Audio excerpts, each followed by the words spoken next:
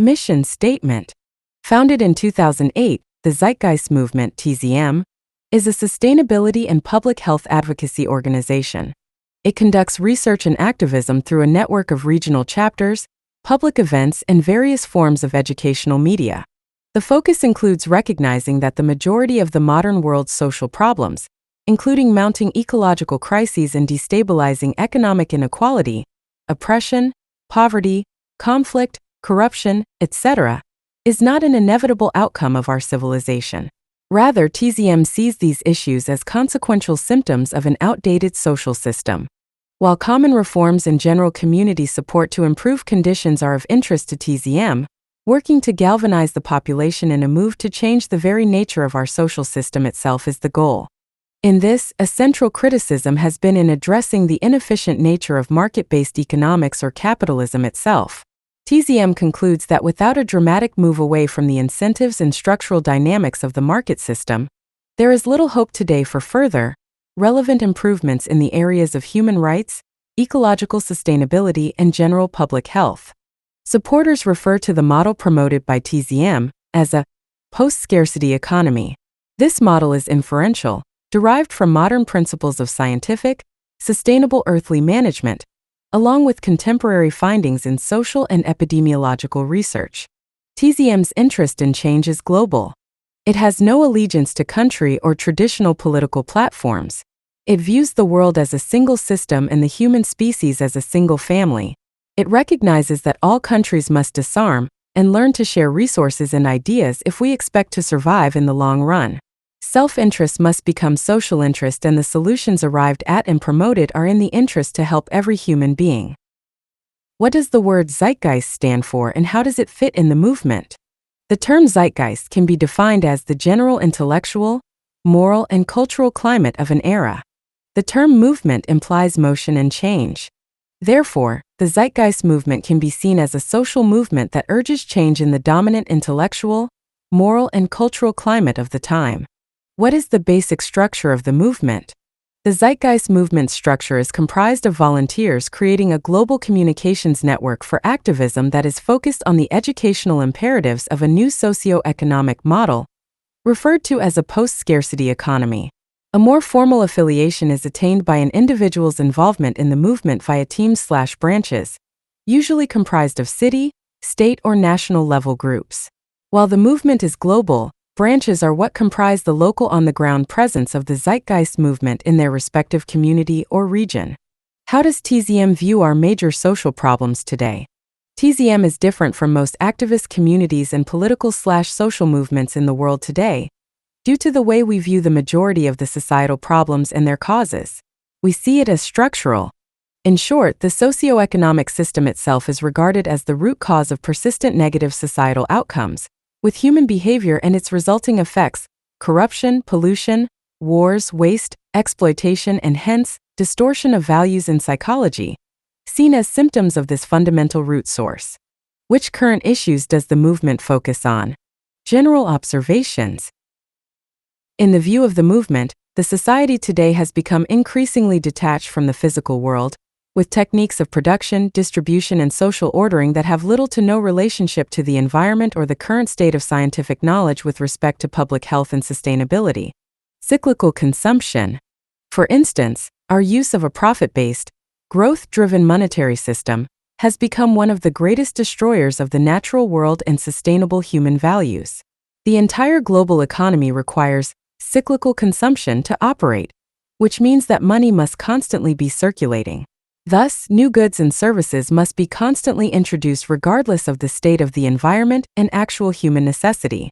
This perpetual approach has a fatal flaw. For resources as we know it are simply not infinite. Resources are finite and the earth is essentially a closed system.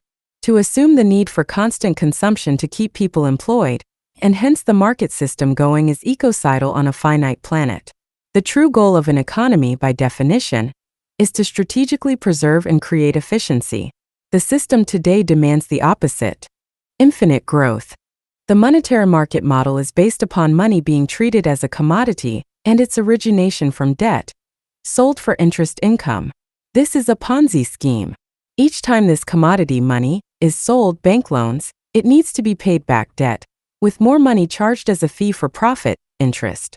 The problem is that the interest value required to settle the debt does not exist in the money supply outright. In other words, bankruptcy and default are not byproducts. They are inevitable, as there is always more debt outstanding than money in existence. This creates severe, offset monetary scarcity that oppresses many people on many levels. The value of scarcity. Likewise, the intents inherent within the monetary system derive a strategic edge from scarcity. This means that depleted resources are actually a positive thing for industry in the short term, for more money can be made off each respective unit. This is contextual to the monetary law of supply and demand and hence value in economics. It creates a perverse reinforcement to ignore environmental problems and the negative consequences that create scarcity, not to mention reinforcing technically unnecessary human deprivation. This system cannot meet the needs of the many because it isn't financially efficient to do so. Problem/inefficiency equals profit.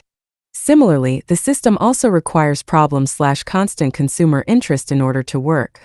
The more people who have cancer or cars that break down, the better the economy due to the servicing of those problems. Needless to say, this also generates an inherent disregard for human well-being and the environment. Sustainability, efficiency, and preservation are the enemies of this model. Cost efficiency and irresponsible obsolescence. There is also the cost efficiency mechanism that demands cutting expenses to remain competitive in the marketplace. Every single product created by a corporation today is immediately inferior by design, for the market requirement to cut creation costs in favor of lowering the output purchase price to maintain a competitive edge automatically reduces the quality of any given item by default. It is impossible to create the strategically best/long-lasting anything in our society, which translates into outrageous amounts of wasted resources and time. Likewise, this same mechanism is reinforcing the environmental disregard, depletion, and pollution that we see as a constant in the world today, among other issues. Waste and oppression of the human resource. As far as occupations today, we need to ask ourselves what the point is of a given focus and why it is necessary. The fact is, most jobs today are not directly related to the actual necessities of life. Rather, most are artificial concoctions created in order to keep people employed, so they can maintain purchasing power in an environment where our technology continues to expand exponentially, displacing humans from the production force. It is a common statement in politics today to hear about creating jobs. Well, in theory, an occupation could be created where people are paid to sit in a room and test chewing gum all day, every day. But is that a viable use of the human mind?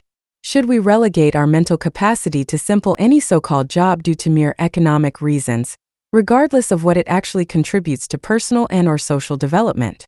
This becomes even more bizarre as a train of reason when we realize that mechanization not only frees us from labor, but is actually more efficient and productive due to the exponential advancement of science and technology.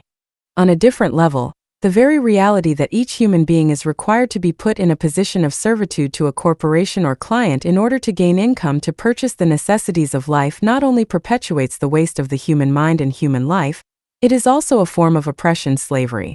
If we combine the aforementioned infinite growth point above regarding the debt pressure that is built into this system, we see that the combination of the guaranteed debt imbalance and the requirement to submit to labor, regardless of its purpose/effect, in order to gain monetary income to survival, is a structural form of oppression against the lower classes, who hold the most debt and need for more periodic income.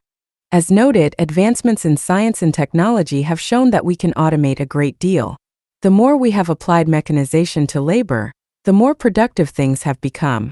Therefore, it is not only negligent for us to waste our lives waiting tables, working at a bus station, fixing cars, or other repetitive, monotonous jobs, it is also entirely irresponsible for us not to apply modern mechanization techniques to all industries where it is possible, for apart from strategic resource management, this is a powerful way to achieve balance and abundance for all the world's people, thus reducing crime-generating imbalances. The fact is, the market system cannot maintain itself with any viable integrity anymore, for corporations will continue to save money through automation, displacing human labor, which also displaces purchasing power, continuing the inevitable loss of growth that defines this system. In the end, today's society now has access to highly advanced technologies, and can easily provide more than enough for all of the Earth's people. This is possible through the implementation of an economy based on scientific resource management and applying modern methods. This is the purpose of the Zeitgeist movement, to create a global awareness to thus transition into a new, sustainable direction for humanity as a whole. How does TZM view the solutions to our major social problems today? It appears that most solutions offered in the world today are framed within the current social order of monetary practice. For example, there are over 1 billion people starving in the world, and the most common solutions sought tend to utilize money in some fashion to enable the resources needed. TZM takes a very different view. Rather than take each problem on a per-case basis and work to solve that problem within the confines of the customarily accepted system, a system that might, in fact, be creating the problem itself, TZM steps back to consider the inherent logic of the issues themselves and how they relate to the emerging scientific benchmark with respect to the scientific method, which tends to go outside of social tradition and custom. In the case of 1 billion people starving, the solution does not rest with the need for more donations, more governmental subsidies, or even legislation to limit possible causal abuse and exploitation of such regions, as those are not direct solutions since they do not relate to the mechanics of survival. Rather, they relate and intermediate with current social customs. The real issue and hence logic is technical, not political or financial. Starvation is a technical problem when clean, life-supporting resources are not made available to a certain region for some reason. The question is then asked, is there an empirical environmental restriction which is making those resources unavailable? The answer today is clearly no. It is well noted by the WHO and others that there is plenty of food being produced in the world to feed everyone, and we also have clear technical means to also desalinate and clean polluted water to make it safe for drinking.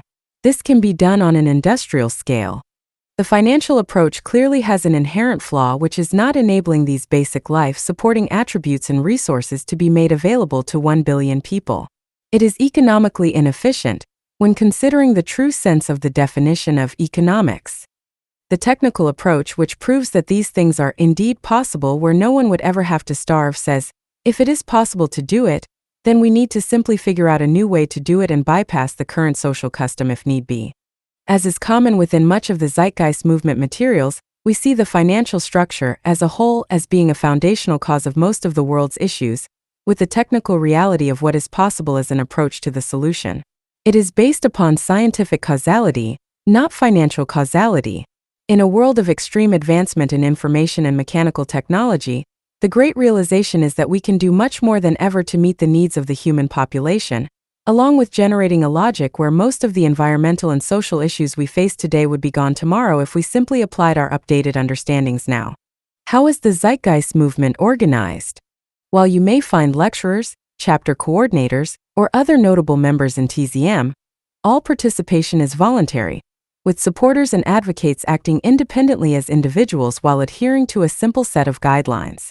The intention is to create an equally advanced level of understanding within each community, so that TZM advocates can take strides on their own.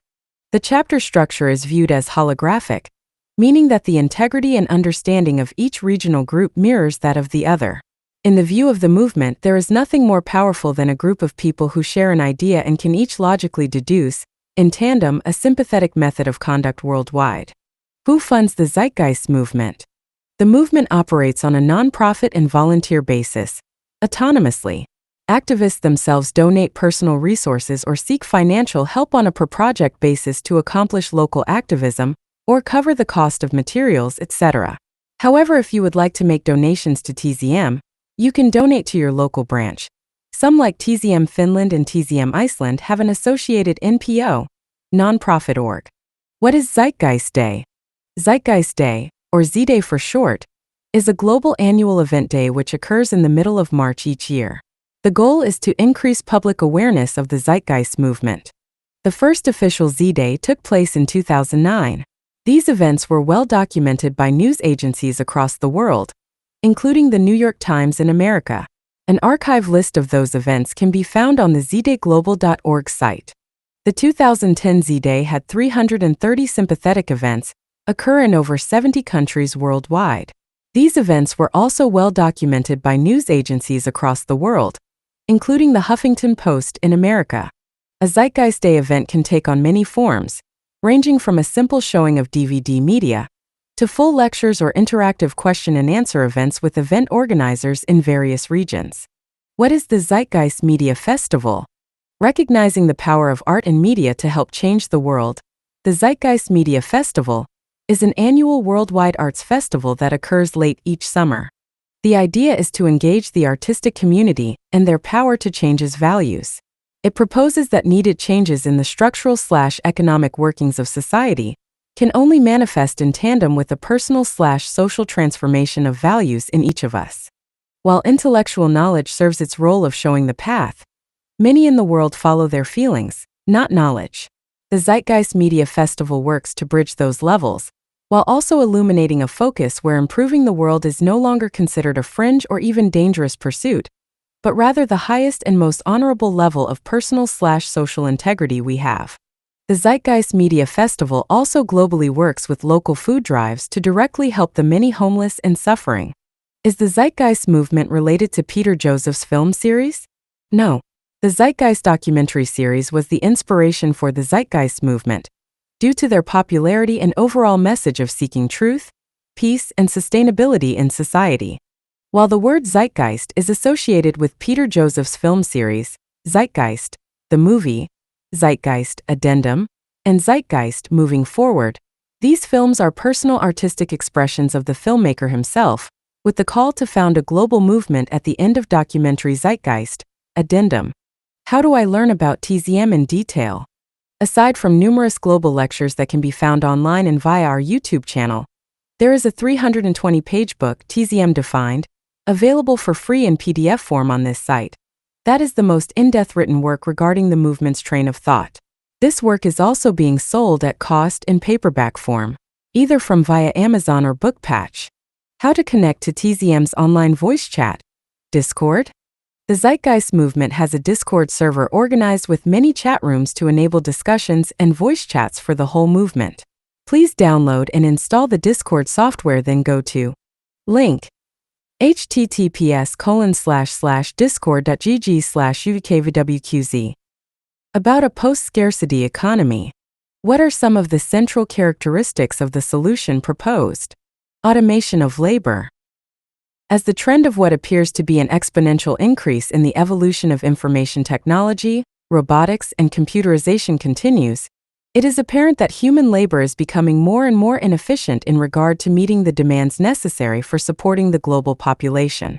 From the beginning of the Industrial Revolution, we have seen an increasing trend toward technological unemployment, which is the phenomenon where humans are replaced by machines in the workforce.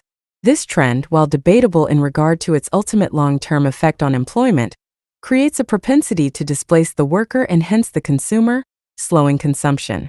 That stated, this issue is actually overshadowed by a larger social imperative, that the use of machine labor mechanization is provably more efficient than human performance in virtually all sectors. For example, if one was to track the performance output of factory production within the U.S. steel industry for the past 200 years, we find that not only do less than 5% of the workforce now work in such factories, the efficiency and output capacities have increased substantially. The trend, in fact, now shows that employment is inverse to productivity. The more mechanization occurs, the more productive an industry becomes. Today, there are repetitive occupations which simply do not need to exist given the state of automation and computerization, cybernation. Not only would mechanization in these areas reduce the mundane burden and allow more free time for people, it also would, more importantly, increase productivity. Machines do not need breaks, vacations, sleep, etc. The use of mechanization on its own means to create many forms of abundance on this planet, from food to physical goods. However, to do this, the traditional labor system we have simply cannot exist. The reality is that our labor for income system is stifling progress in its requirement to keep people working for the sake of economic stability. We are reaching a stage where the efficiency of automation is overriding and making obsolete the system of labor for income. This trend shows no sign of slowing, especially in regard to the now dominant service industry, which is increasingly being automated in the form of kiosks, robotics, and other forms. Likewise, due to phenomena related to Moore's law and the growing inexpense of computers and machines, it is likely that it is simply a matter of time before corporations simply can no longer rationalize keeping human labor anymore, as the automation systems will become too cheap.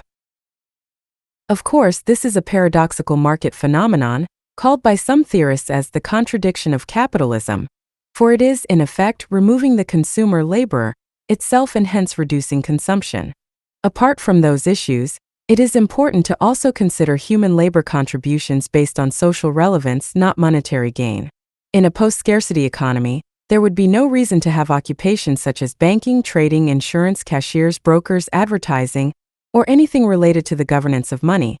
All human actions in the form of institutionalized labor should also have the highest social return. There is no logic in wasting resources, time, and energy on operations that do not have a direct and tangible function. This adjustment alone would remove millions of jobs, for the idea of working for money as a purpose would no longer exist. In turn, all the poor demographic, shoddy goods, vanity items, and culturally contrived creations designed to influence people for reasons of status, for the sole sake of profit, would also no longer exist, saving countless amounts of time and resources. One final note on this issue. Some hear this and they assume that this voids the communicative arts and personal and social expression as far as painting, sculpture, music, and the like. No, these mediums of expression will likely thrive like never before, for the amount of free time made available to people will permit a renaissance of creativity and invention, along with community and social capital. The elimination of the burden of labor obligation will also reduce stress and create a more amiable culture. There is a difference between creating for the sake of keeping society sustainable and efficient, focusing on resource preservation, product efficiency, and strategic allocation of labor for those things which generate a tangible social return, versus creating for personal expression, exploration, experimentation, and hence art, which has been a staple of human evolution since the dawn of time. Access over property. The concept of property, unannounced to most people today, is a fairly new social concept. Before the Neolithic Revolution, as extrapolated from current hunter and gatherer societies existing today, property relationships did not exist as we know them. Neither did money or even trade in many cases. Communities existed in an egalitarian fashion, living within the carrying capacity of their regions and the natural production built in. It was only after direct agricultural development was discovered, eventually proceeding with resource acquisition by ship traders and the like up to modern-day power establishments and corporations, that property became a highly defined staple of society as we know it today. With that understood, which dismisses the common notion that property is a result of some kind of empirical human nature, the notion of no property is also today often blindly associated with communism and the works of Karl Marx. It is important to point out TZM's advocacy of no property is derived from logical inference, based almost explicitly upon strategic resource management and efficiency, rather than any surface influence by these supposed communist ideals.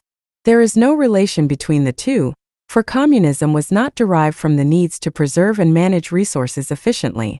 Communism, in theory and practice, was based on a social/moral relativism which was culturally specific, not environmentally specific, which is the case with a post-scarcity economy. The real issue relevant to meeting human needs is not ownership. It is access. People use things, they do not own them. Ownership is a non-operational, protectionist advent, derived from generations of scarcity over resources, currently compounded by market-based advertising, which supports status/class division for the sake of monetary gain.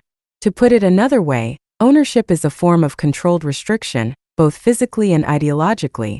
Property as a system of controlled restriction, coupled with the monetary value inherent, and hence the market consequences, is unsustainable, limiting, and impractical. In a post-scarcity economy model, the focus moves from static ownership to strategic access, with a system designed for society to obtain access as needed. For example, rather than owning various forms of recreational sporting equipment, access centers are set up, typically in regions where such actions occur, where a person simply checks out the equipment, uses it for as long as they want, and then returns it. This library-type arrangement can be applied to virtually any type of human need. Of course, those reading this who have been conditioned into a more individualistic, materialistic mindset often objects with claims such as, What if I want green, custom golf clubs, but only white are available? This is a culturally contrived, biased reservation. The issue in question is utility, not vanity. Human expression has been molded by the needs of the current market-based system, consumption, into values which are simply non-functional and irrelevant. Yes, this would require a value adjustment to quality rather than identity. The fact is, even for those who object from the standpoint of their interest in personal identity, the overarching social ramifications of such an social approach will create benefits that will greatly overshadow any such arbitrary personal preference, creating new values to replace the outdated ones. These include a no property crime. In a world of access rather than ownership, and without money, there is no incentive to steal, for there is no resale value. You cannot steal something that no one owns, and you certainly couldn't sell it. B. Access abundance. It has been denoted that the average automobile sits in parking spaces for the majority of its lifespan, wasting space and time. Rather than having this wasteful consequence of the ownership system, one car could facilitate a large number of users in a given region, with only a fraction of the production/resources needed. See peak efficiency of production. Unlike today, where the market system must perpetuate inherently inferior products for the sake of economic turnover, we could actually design goods to last, using the best materials and processes strategically available. We no longer make cheap products to serve a poor demographic, which is the majority. This attribute alone will save cataclysmic amounts of resources, while also enabling a society to have access to goods and services that they would never have had in a world based on money, inherent obsolescence, and property. Self-contained/localized city and production systems. There are many brilliant engineers who have worked to tackle the issue of industrial design, from Jacques Fresco to our Buckminster Fuller to Nikola Tesla. Behind such designs, such as Jacques Fresco's famed circular cities or Fuller's geodesic domes, rests a basic train of thought: strategic efficiency and maximization of productivity. For example, Fresco's circular city is constructed of a series of belts, each serving a social function such as energy production, research, recreation, living, etc. Each city is a Hensa system, where all needs are produced within the city complex, in a localized fashion whenever possible. For example, renewable energy generation occurs near the outer perimeter. Food production is produced closer to the middle within industrial-sized greenhouses.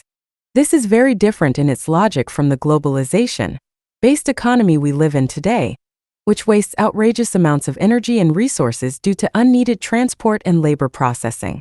Likewise, transportation within the circular cities is strategically created to eliminate the use of detached automobiles, except for rare cases such as emergency vehicles.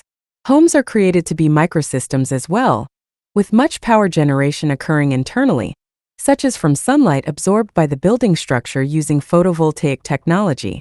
More information on these city systems can be found at https://www.tchivinusproject.com. The geodesic dome, perfected by Buckminster Fuller, offers another efficiency-oriented medium within a similar train of thought. Fuller's goal was to build designs to do more with fewer resources.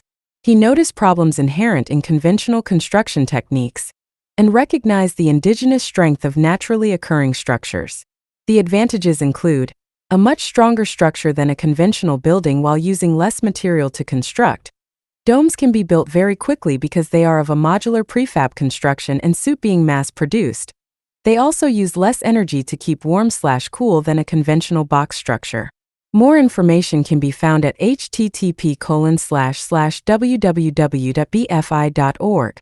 In the end, the fundamental interest is, again, sustainability and efficiency on all levels, from the housing design to the earth design.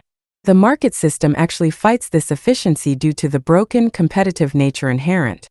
Technological unification of Earth via systems approach. We live in a symbiotic/synergistic planetary ecosystem, with a cause-effect balance reflecting a single system of earthy operation.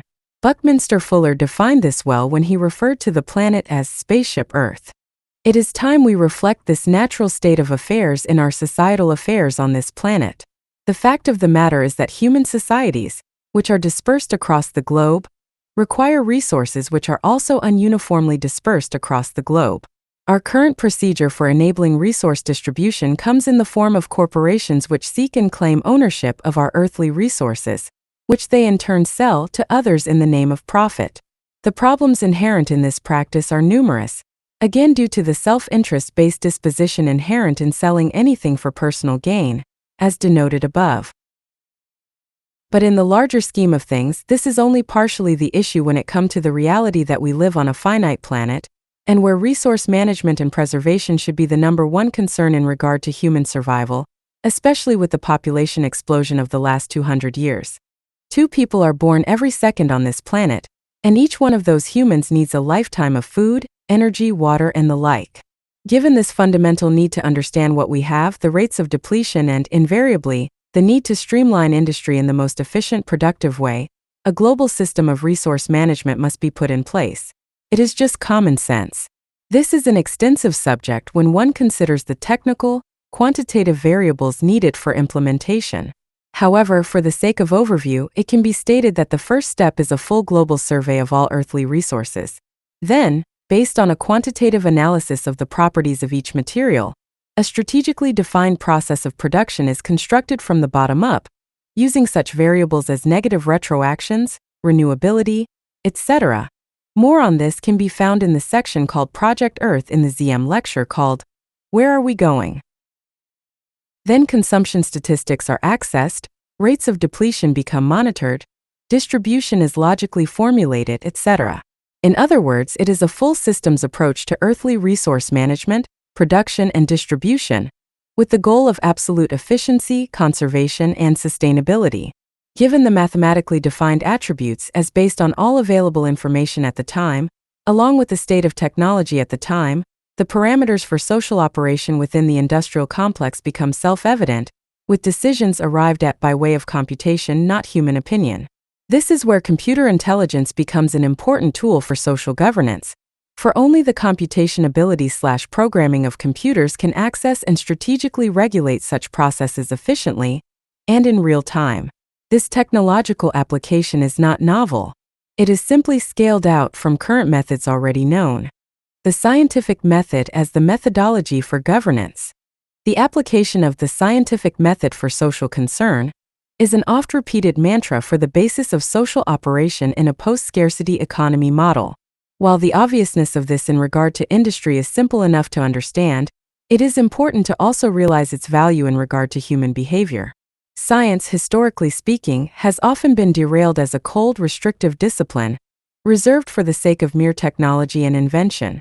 Little regard seems to be currently given to its use in the understanding of human behavior. Superstitious thought, which has been powerfully dominant in human evolution, has worked on the basis that the human being was somehow detached from the physical world. We have souls, spirits, we are divine. We are related/guided by an all-seeing, all-knowing, controlling God, etc. Conversely, yet oddly similar, there is an argument that humans have free will in their decisions and that we have the open ability to choose our actions, absent of the influence of our environment or even education. Now, while the vastness of the prior 2 statements and many reading those could find numerous cultural arguments to claim the contrary, this doesn't change the basic reality that we humans have historically liked to think that we are special and unique from the rest of the organisms and natural phenomena around us. However, as time has gone on, it has become increasingly obvious that we are not special, and that there is no such thing as special in the natural world, for everything is special based on the uniqueness of all organisms. There is no reason to assume the human being is any more important or intrinsically different or special than a mole, a tree, an ant, a leaf, or a cancer cell. This isn't New Age rhetoric. It is fundamental logic. We are physical phenomena, nothing more or less. We are greatly influenced by our culture, and our values and behaviors can only mostly be a result of our conditioning, as external phenomena interacts with our genetic predispositions. For example, we have a notion called talent, which is another word for a genetic predisposition to a given behavior, or set of behaviors. A piano prodigy might have an inherent ability that enables them to learn more quickly and perform in a more acute way than another, who has spent the same time in practice, but doesn't have the genetic predisposition. Be that as it may, that talented person still had to learn what a piano was and how to play it. In other words, genes are not autonomous initiators of commands. It takes an environmental trigger to allow for the propensity to materialize. At any rate, it is not the point of this article to expand on the argument of nature and nurture. The point is that we have proven to be scientifically defined and a product of a traceable causality, and it is this understanding that can allow us to slow and even stop the aberrant or criminal behavior we see in society today, such as abuse, murder, theft, and the like. The logic, once the effects of human conditioning are understood, is to remove the environmental attributes which are enabling the reactions. Just as an abused dog who has been starved for a week might have a knee-jerk reaction to react very violently to an otherwise innocuous passerby, we humans have the same behavior dynamic. If you don't want people to steal food, do not deprive them of it. It has been found that prisons are now generating more violence than they are curbing. If you teach a child to be a hateful racist, then he will carry those values into the rest of his life very often. Human values and hence human behavior are shaped by the environment in a cause and effect-based way, no different than a leaf being blown by the wind. In a post-scarcity economy model, the central focus in regard to removing aberrant human actions is not to punish them, but to find the reasons for their offensive actions and work to eliminate them. Humans are products of their environment, and personal/social reform is a scientific process. Moving away from money and markets. Market theory assumes a number of things which have proven to either be false, marginally beneficial, or outright socially detrimental. The core problems to consider are the following. The need for infinite growth, which is mathematically unsustainable and ecologically detrimental. The entire basis of the market system is not the intelligent management of our mostly finite resources on this planet, but rather the perpetual extraction and consumption of them for the sake of profit and economic growth. In order to keep people employed, people must constantly consume, regardless of the state of affairs within the environment, and often regardless of product utility. This is the absolute reverse of what a sustainable practice would require, which is the strategic preservation and efficient use of resources. B. A corruption-generating incentive system. It is often said that the competitive marketplace creates the incentive to act for the sake of social progress.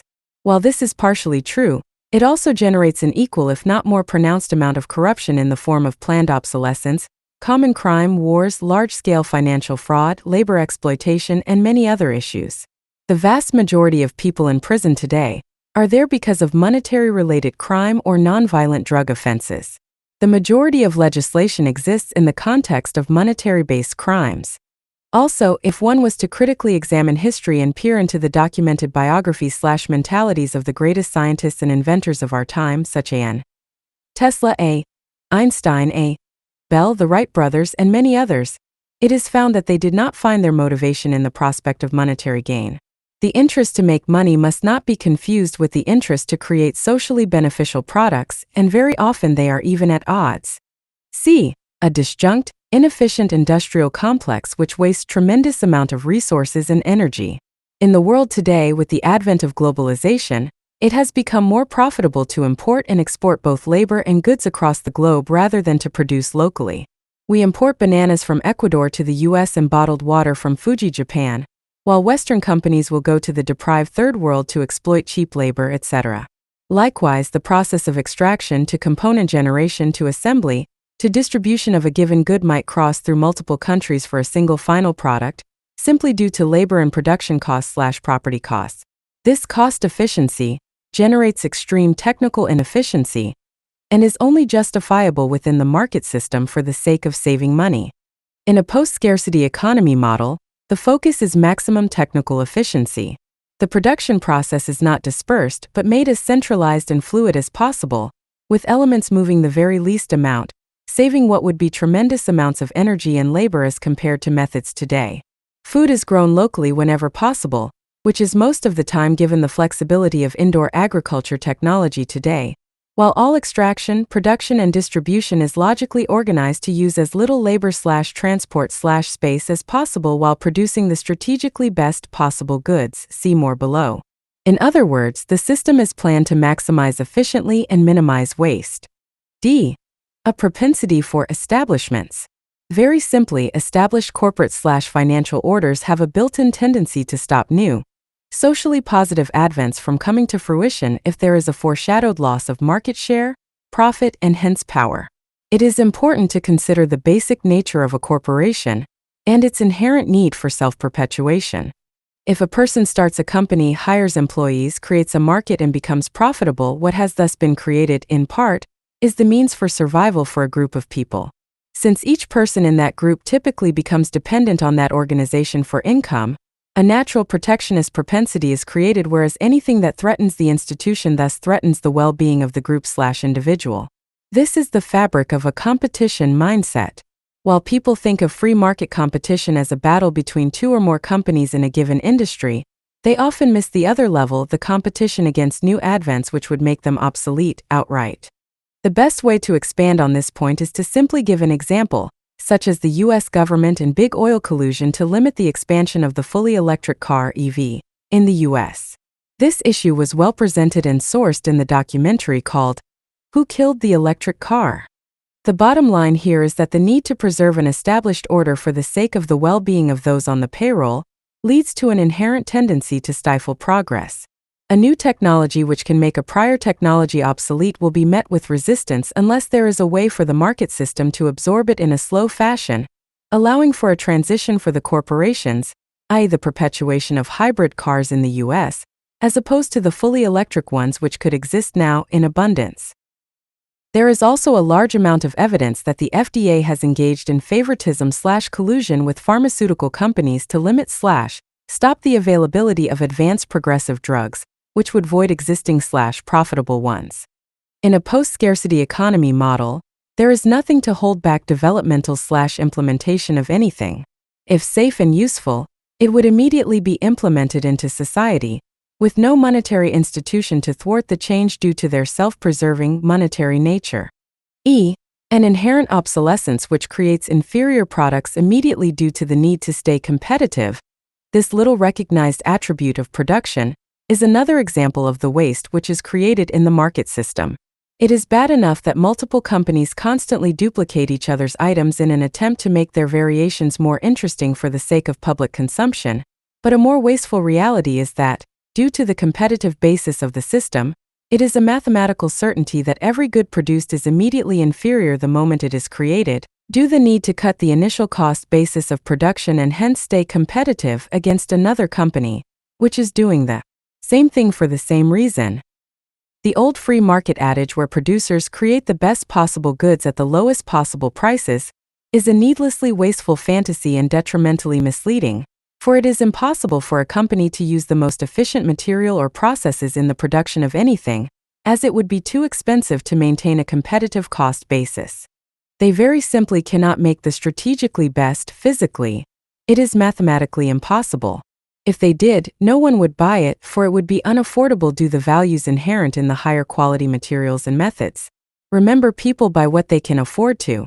Every person on this planet has a built-in limit of affordability in the monetary system, so it generates a feedback loop of constant waste via inferior production to meet inferior demand. In a post-scarcity economy model, goods are created to last, with the expansion and updating of certain goods built directly into the design, and with recycling strategically accessed as well, limiting waste. You will notice the term strategically best was used in a statement above. This qualification means that goods are created with respect to the state of affairs of planetary resources, with the quality of materials used based on an equation taking into account all relevant attributes, rates of depletion, negative retroactions, and the like.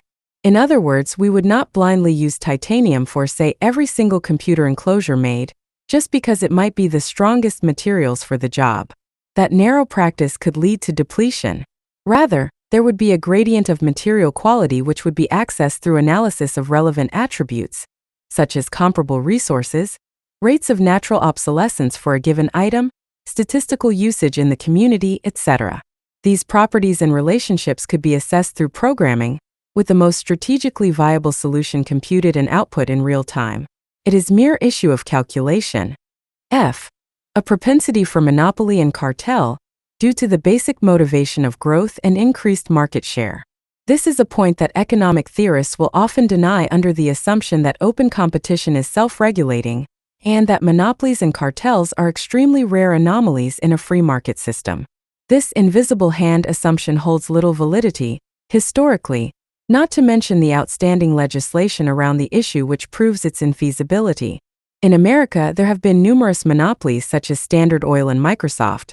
Cartels, which are essentially monopolies by way of collusion between the largest competitors in an industry, are also persistent to this day, although perhaps less obvious to the casual observer. In any case, the free market itself does not resolve these issues. It always takes the government to step in and break up the monopolies. This aside, the more important point is that in an economy based on growth, it is only natural for a corporation to want to expand and hence dominate.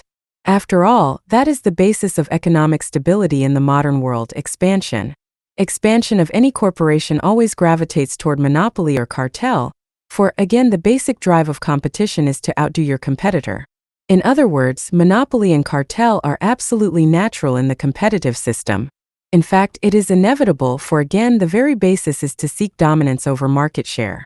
The true detriment of this reality goes back to the point above, the inherent propensity of an establishment to preserve its institution.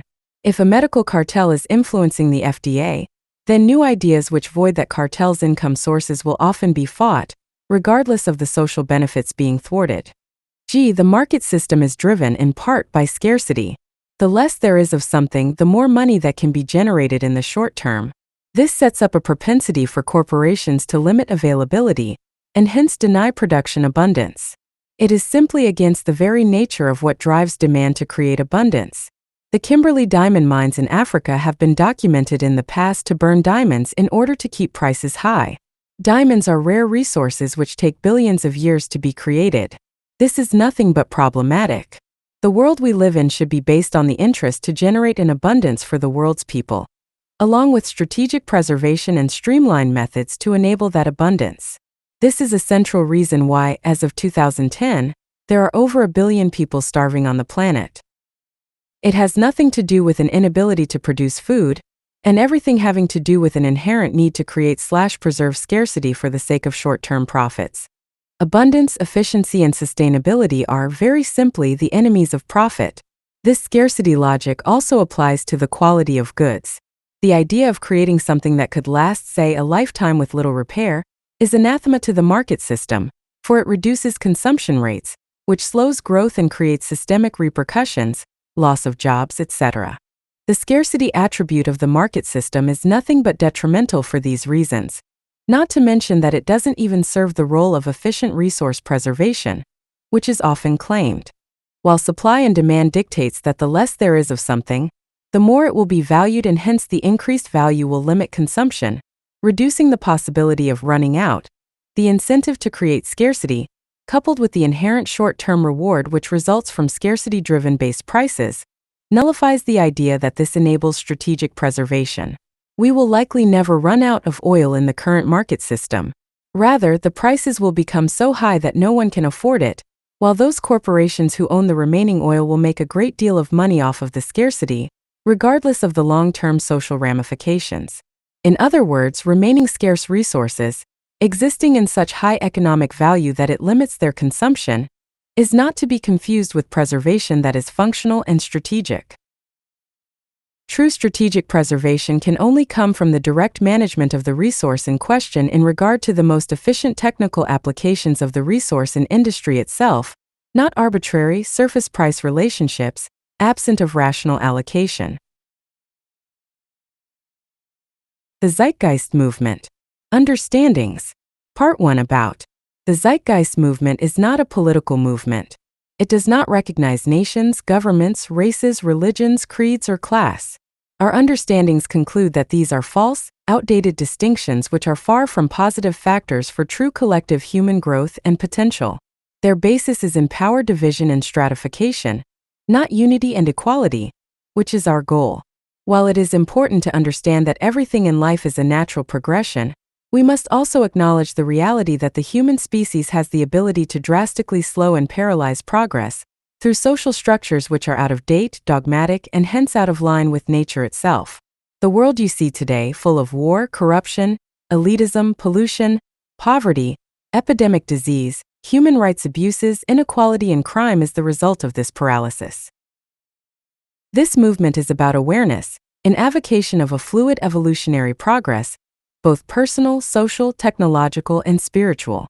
It recognizes that the human species is on a natural path for unification, derived from a communal acknowledgement of fundamental and near-empirical understandings of how nature works, and how we as humans fit into / are a part of this universal unfolding we call life. While this path does exist, it is unfortunately hindered and not recognized by the great majority of humans, who continue to perpetuate outdated and hence degenerative modes of conduct and association. It is this intellectual irrelevancy which the Zeitgeist movement hopes to overcome through education and social action. The goal is to revise our world society in accord with present-day knowledge on all levels, not only creating awareness of social and technological possibilities many have been conditioned to think impossible or against human nature, but also to provide a means to overcome those elements in society which perpetuate these outdated systems. An important association upon which many of the ideas of this movement are derived come from an organization called the Venus Project, directed by social engineer and industrial designer Jacques Fresco.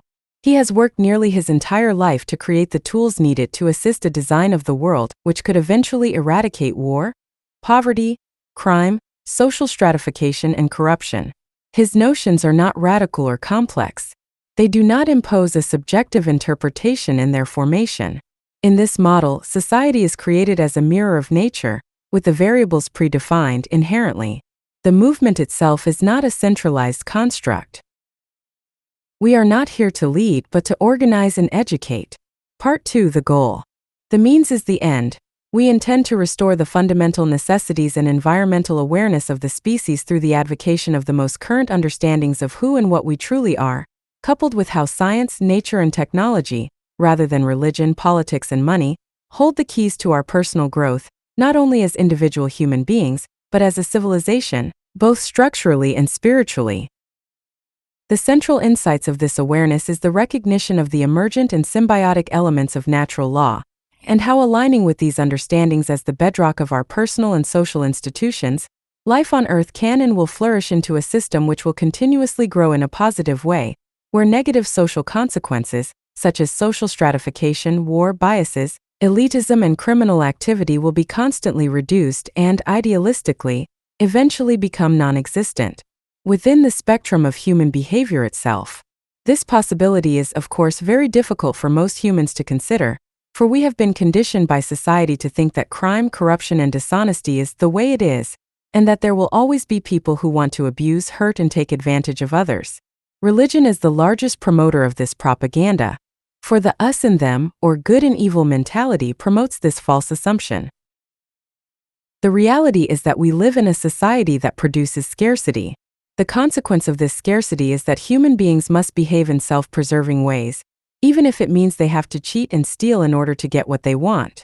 Our research has concluded that scarcity is one of the most fundamental causes of aberrant human behavior, while also leading to complex forms of neurosis in other ways.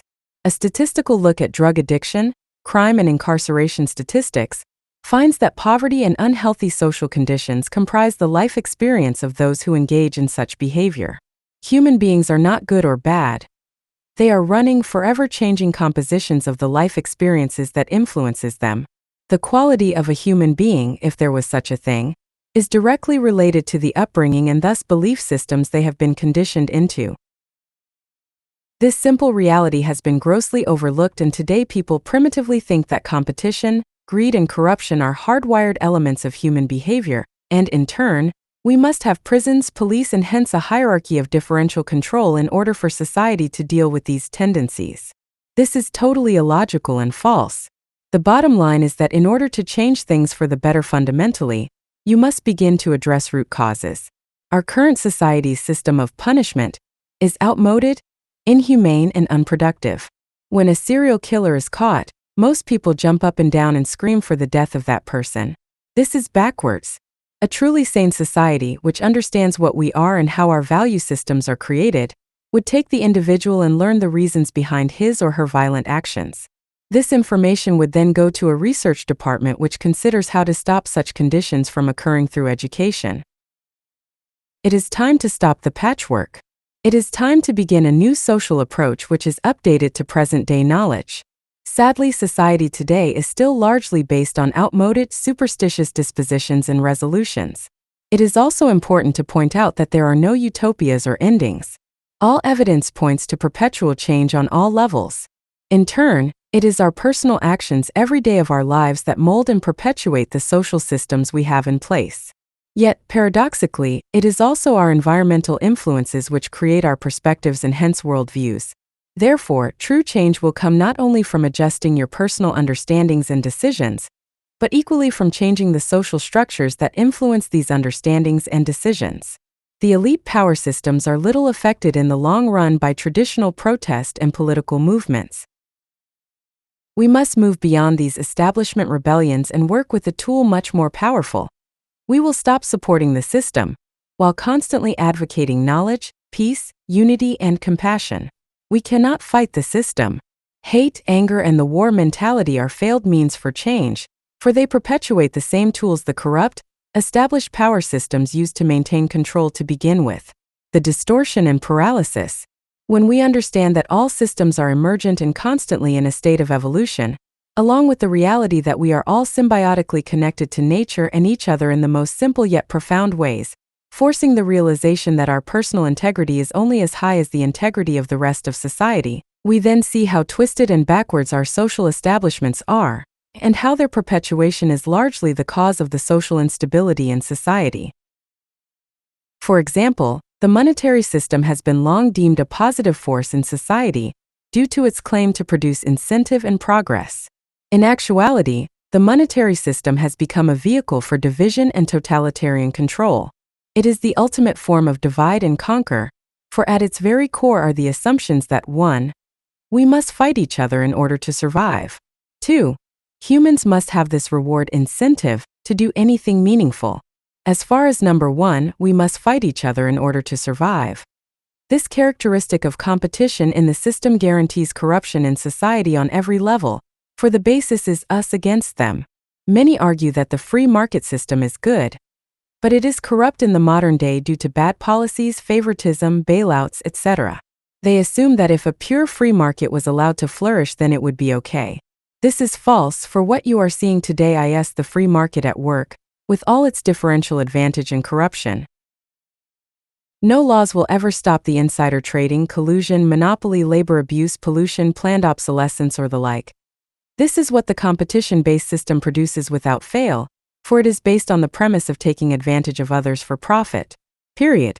We must begin to transition out of these oppressive ideals and move towards a system which is designed to support human beings, not force them to fight in order to survive.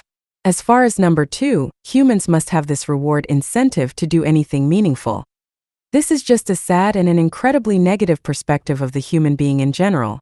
To assume that a person must be structurally motivated or hence forced into doing anything is just absurd. Think back to when you were a child and had no idea what money even was. You played, were curious, and did many things. Why? Because you wanted to. However, as time goes on in our system, that natural curiosity and self-motivation is stripped away from people, as they are forced to conform to the specialized, compartmentalized, nearly predefined labor system in order to survive. This, in turn, often creates a natural rebellion within the person due to the forced obligation, and this is how we came up with leisure and work separations. The laziness assumed to exist by the monetary system proponents, who claim it produces incentive, do not recognize this. In a true society, people would follow their natural inclinations and work to contribute to society not because they are paid for it, but because they have a greater awareness which recognizes that contributing to society helps them just as much as everyone else. This is the heightened state of awareness we hope to communicate. Your reward for contributing to society is the well-being of that society, which in turn furthers your well-being. Now, putting things into perspective, it is important to understand that our world is currently run, undeniably, by a small group of dominant men in high positions of those institutions which are most dominant in society, business, and finance. The establishment of government is in tandem with the influence and power of corporations and banks. The lifeblood is money, which is, in fact, an illusion that now has little relevance to society, and serves as a tool for manipulation and division along a kind of social organization that guarantees elitism, crime, war, and social stratification. Simultaneously, individuals are taught that being correct is what creates their value as human beings. This state of being correct is directly related to the prevailing values of society itself. Therefore, those who accept and support the social system's views are considered normal, while those who disagree are considered abnormal or even subversive. Whether it is the dogma of a unique social tradition or the alignment with a worldwide establishment religion, the basis is the same: intellectual materialism. As we realize that knowledge and hence our institutions are always evolving, we see that any belief system which claims to know anything without allowing for dispute is a failed perspective. Religion, with its foundation in faith, is the king of this distortion, as it claims to know something definitively about the most complex and elusive origins of humankind, and this simply is not possible in an emergent universe.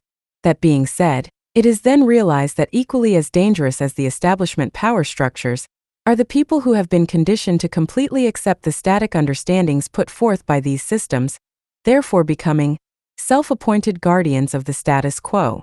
This applies to every system, especially political, financial, and religious systems. Since people's identities become associated with the doctrines of a country, religion, or business ethic, it often becomes very difficult for a person to change, for his or her identity has become combined with the ideologies which have been imposed upon them. Therefore, they perpetuate the doctrine of the institution, simply to maintain their personal integrity as they see it. We must break this cycle, for it paralyzes our growth not only as individuals, but as a society. The truth in transition. Once we understand that the integrity of our personal existences are directly related to the integrity of the earth, life, and all other human beings, we then have our path predefined for us. In turn, once we realize that it is science, technology, and hence human creativity which creates progress in our lives, we are then able to recognize what our true priorities are for social and personal growth and progress.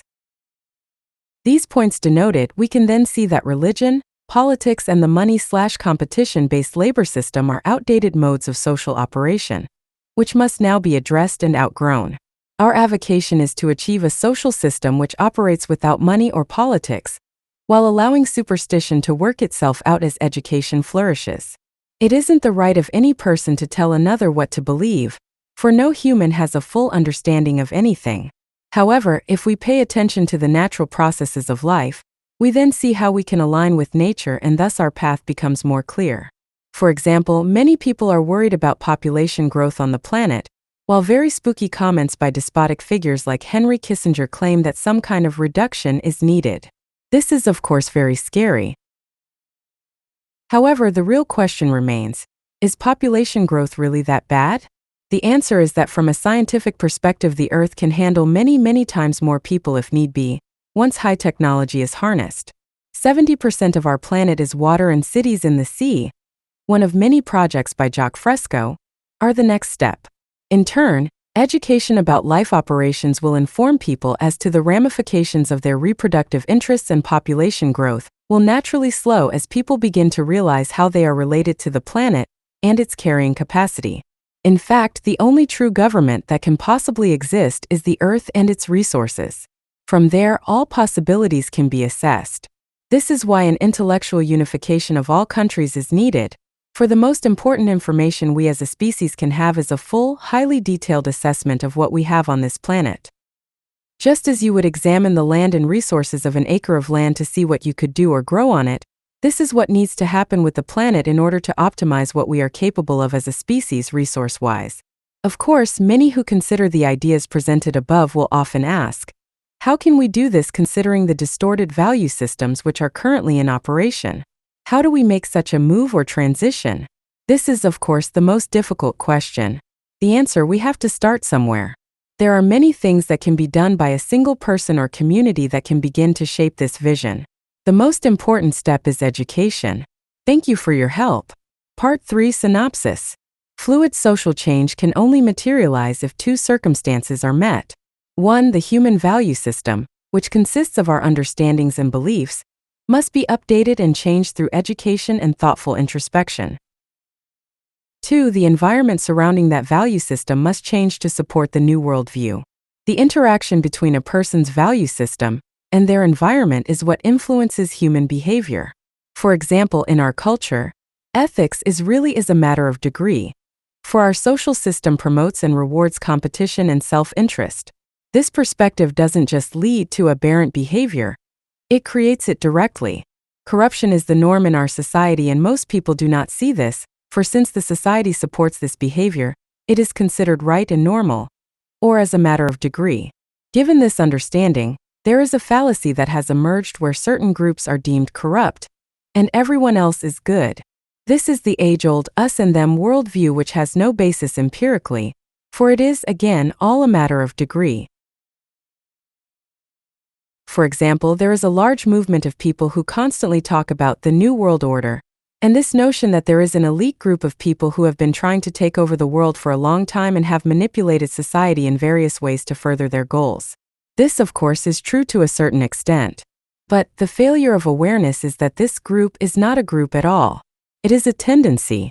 If you took out all the people at the top who are engaged in global hegemonic rule, it would simply be a matter of time before another group stepped in to seek the same ambition. Therefore, it isn't the individual people or groups that are the problem. It is actually the conditions upon which those people have been accustomed and indoctrinated by. Of course, many argue against this view with the escapist notion that it is human nature that causes this competition and need for dominance. This is unsupported by the facts. In reality, we are nearly clean slates when we are born, and it is our environment that shapes who we are and how we behave. Therefore, in order for true change to occur, we must spend less time battling the products of this sick social structure and more time trying to change the root causes. As difficult and daunting as it may be to think this way, it is the only way our world will change for the better. We can continue to stomp on the ants coming out from under the refrigerator, but until we remove the spoiled food behind it, they are just going to keep coming. Part 4. Psychology. Psychology is often defined as the science that deals with mental processes and behavior. In the modern day, there are basically two prevailing schools of thought: geneticists and behaviorists, the old notion of nature versus nurture. The geneticists are inclined to think that human behavior is derived from heredity and instinct.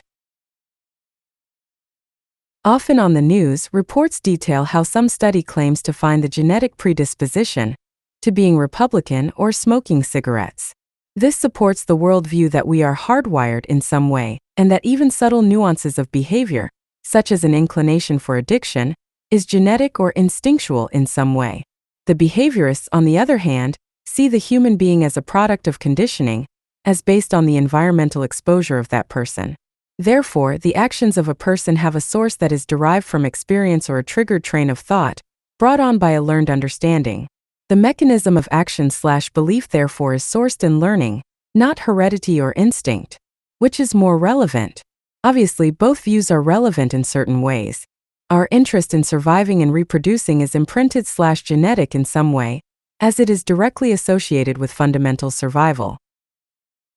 However, the means by which survival is obtained is entirely based on the social conditioning of that person. If a person grows up in a scarce, poverty-stricken environment with limited access to employment, they will have more of a propensity to engage in illegal activity to survive. More so than, say, a middle-class person who has basic needs met.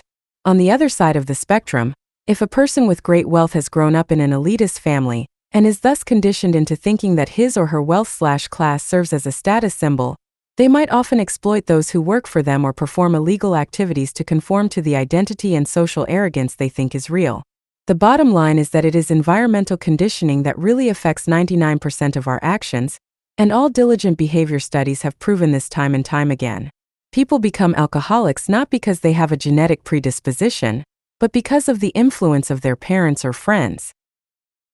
If you abuse a child, very often they grow up to abuse other children.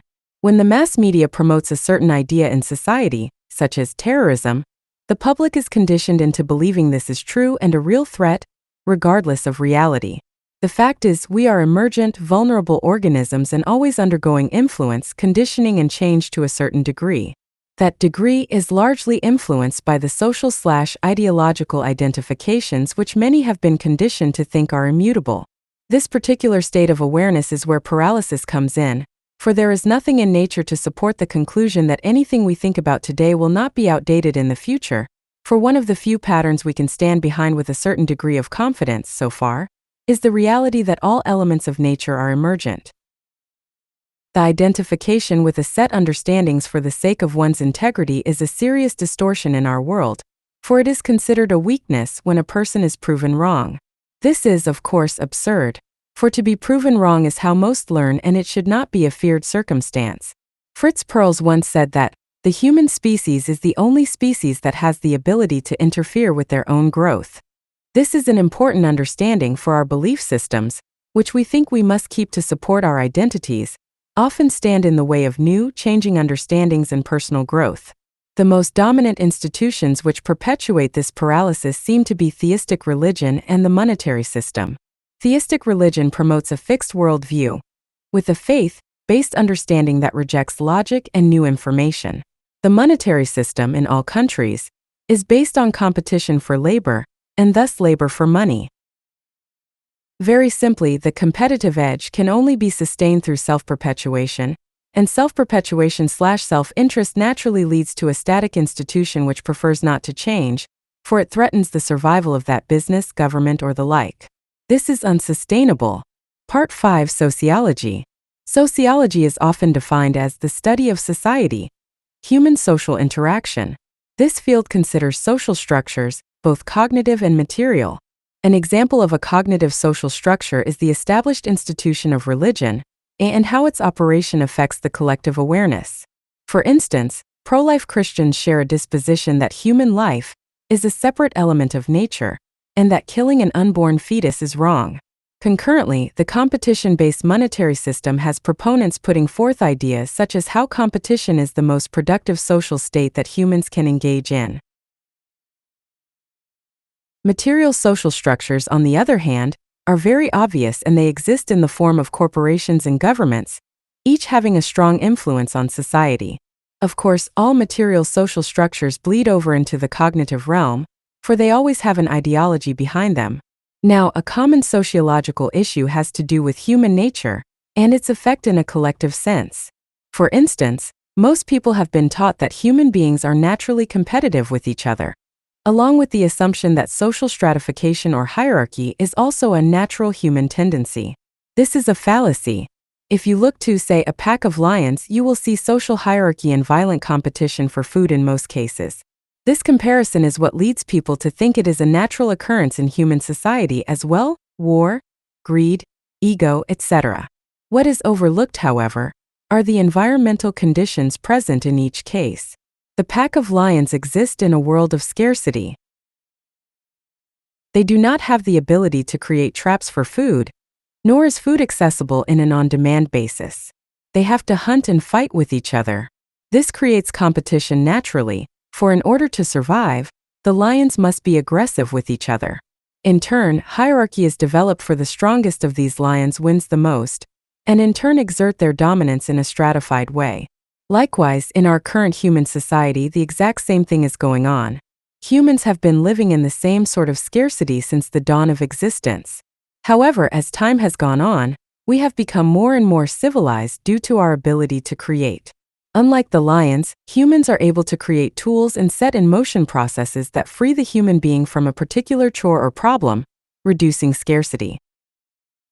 Given this insight, we then see that on a fundamental level that if scarcity could be eradicated, then human behavior would undergo a dramatic change, moving away from competition, dominance, and stratification.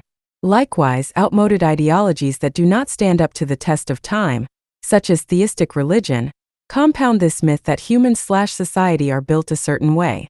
For example, the Catholic ideology states that humans are born with sin. This is absurd, outmoded, and based on a primitive understanding of human behavior. There is no difference between a Gandhi baby or a Hitler baby. It is the environment that shapes the person and hence the society, and vice versa. Therefore, true sociological change will come from removing the conditions that cause the aberrant behavior patterns which pollute our societies.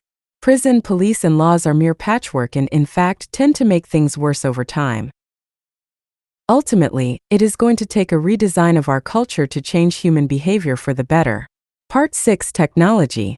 When we consider the relevance of our social structures and ideologies in society, very often we view governments, politicians, and corporations as the guiding organizational and catalytic institutions responsible for the quality of our lives. This is, of course, true, but only to a certain extent. As time has moved forward, human beings have become more and more aware of nature, its processes, and thus have been able to derive inference about how to imitate nature in all its creative glory. The result has been technology, which is what separates us humans from the other species as far as functionality. We have the ability to create in very vast ways. If we don't want to clean sewers, we can devise a machine to do it for us. At the beginning of the industrial age, a great majority of people worked in factories. Today, automation comprises 90% of nearly all factories. This has displaced humans and created a large artificial service industry in order to keep humans in employment for money. This pattern is very revealing. The implication is that machine automation is constantly challenging the role of general human labor. This doesn't mean that humans will have nothing to do as time moves on. Quite the contrary. This implication denotes the freeing of humanity from jobs which humans do not care to engage in, so they will have time to pursue what they choose to. As an aside, it is important to point out that society today assumes a very negative posture towards humanity, retaining the belief that if human beings were not required to do something, they would just sit around, be lazy, and do nothing. This is absurd propaganda. The notion of leisure is a monetary invention, created because of the oppressive, fascist basis of the employment institution itself. Laziness is, in fact, a form of rejection of the system. It is a quality that only exists due to the oppression and required servitude. In a true society, there would be no such thing as the separation of work and leisure, for humans should be allowed to pursue whatever they feel is relevant. To put it a different way, consider the curiosity and interest of a child. He or she doesn't even know what money is. Do they need to be motivated by money to go out and explore/create? No. They have a personal interest and they pursue it without reward. In fact, the greatest contributors to our society, such as Einstein, Newton, or Galileo, pursued what they did without any regard to money. They did it because they wanted to. The act of doing and contributing was their reward. The point here is that money is not a true incentive for anything, and to think as such is to assume that humans are inherently lazy and corrupt. Laziness and corruption are products of the conditioning our social system creates. Now, coming back to technology, we find that our quality of life as far as functionality has been increased greatly by the benefits of the technological tools we create. From a lawnmower to a pacemaker, technology saves lives and decreases the amount of time we need to spend on mundane, difficult, or dangerous activities. In fact, if one steps back far enough, it becomes clear that technological development is the most important institution we have, and the pursuit of socially helpful technology, not weapons, should be the highest priority of the culture.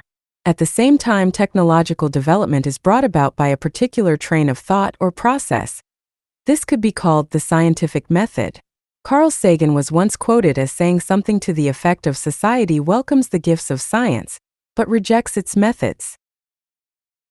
This is very true in the modern age, for what the public fails to understand is that science is not just a tool. It is a near universal functionality which can be applied to society in ways many would not think about. It seems obvious that technology improves our lives and serves as the greatest liberator of human life in the material realm. So why aren't its methods applied to society as a whole? Obviously, the scientific method is used constantly for isolated systems, but it has never been truly considered in the broadest ways. This is largely due to age-old superstitions which battle the logic of science in favor of a dogmatic, outdated, and highly romanticized worldview. If we had the option to rebuild a society from scratch, how would we do it to make it the most efficient, sustainable, and humane? This is our perspective. Obviously, we cannot build a society from scratch, but the point is clear. It is time we stop thinking about monetary concerns and limitations, and begin to think about the possibilities we have here on Earth in the broadest sense. It is this interest that has created the concept of a resource-based economy. The Venus Project has been working on this concept for a long time, and its foundation is very simple. We survey, preserve, and maximize our use of planetary resources in conjunction with open information and technological development. In this view, little is left to subjective interpretation, for it is a scientifically derived strategy for social construction at the very core. From there, the scientific parameters work themselves out as far as possibilities. Part 7. Sustainability. When we think of sustainability, often we think of durability, longevity, and environmental respect. In general, a sustainable practice is a practice that takes the health of the future into consideration. However, this idea isn't just reserved for the physical material world. It also applies to thought, belief, human conduct, and society as a whole. An unsustainable practice is one that has an unbalanced negative effect, which through time will adversely affect a person, society, and/or the environment. A classic case is our current use of oil as a medium of energy. This could be considered unsustainable due to the fact that oil is largely unrenewable, and when burned, is damaging to the environment. Any practice that causes an irreversible resource depletion or long-term environmental pollution is an unsustainable practice. Likewise, if a particular company outputs large amounts of waste byproducts during production, polluting the environment, this would be considered an unsustainable practice as well, regardless of what they are producing. Similarly, if materials or knowledge used in the production of a particular kind of product are not of the highest known quality, very often the integrity of that product is compromised inherently, leading to the eventual creation of more waste when that product fails or becomes obsolete. Given our current system of profit, most everything that is produced is done so with a built-in weakness due to the need to compete for market share. In other words, if two companies are each competing to create a certain item, both will need to be strategic in the materials and designs they use, very often compromising quality for the sake of affordability. The result is a product which breaks down much faster than a product which was given the greatest care and highest quality component materials. This doesn't happen in our system for two reasons. One, if a company was to use the best known design and the best known materials, they would likely have a much higher production cost and would likely lose a competitive edge. Two, if products were made to last for extended periods of time, people would not need to repeatedly replace, update, and fix their items as much, and a vast amount of revenue and jobs would be lost by industry at large, slowing the economy.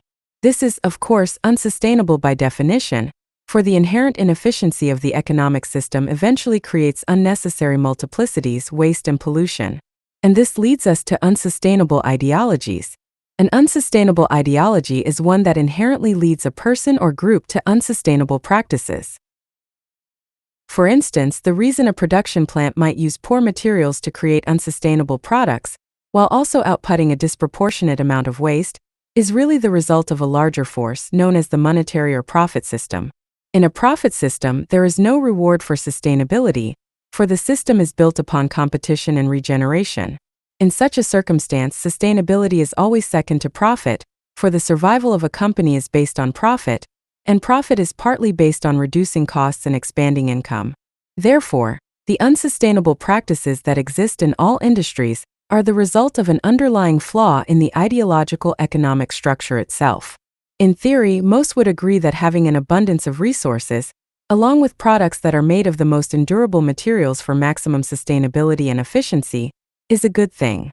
However, these notions are not rewarded in our current world monetary system. What is rewarded is scarcity. Scarcity and planned obsolescence are rewarded in the short term, for it creates a turnover of profit, while also making more jobs. Sadly, this short-term reward is at the cost of long-term destruction. The free enterprise system, along with all other subgroups, such as communism, socialism, and fascism, is an unsustainable ideology, for it has built into it a propensity for environmental and social abuse. To put it more clearly, a world that is in competition with itself for labor, resources, and survival is an unsustainable system inherently, for it lacks an external conscience. So then, what is unsustainable ideology?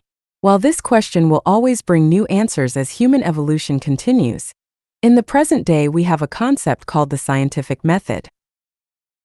Very simply, the scientific method is a process of investigation which, though the most modern methods of learning, measurement, testing, and experimentation, works to demonstrate the validity of a particular understanding or possible resolution to a particular problem.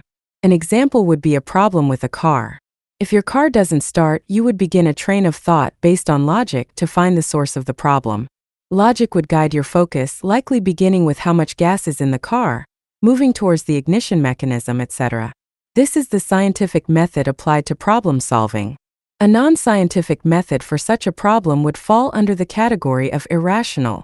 For instance, if your car doesn't start, it would be irrational to start looking at the tires, for the tires would likely have nothing to do with the mechanisms associated with the problem.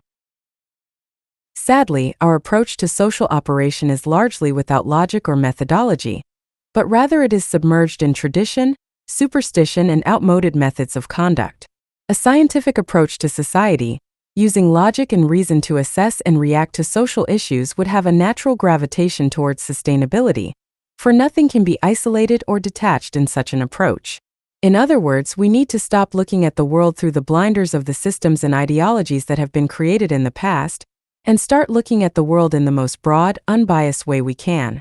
The only medium which supports this approach is science, and the gifts of science have proved its validity without question. Therefore, it is time we utilize the methods of science in our approach to society itself. A quick glance at the modes of operation used in the world today reflect a gross negligence of reason, logic, and scientific application. Our economic structures are based on mediums of exchange and values, which have little relationship to true resources and reality. Religion continues to preach worldviews which have long been overridden by progressive scientific thought.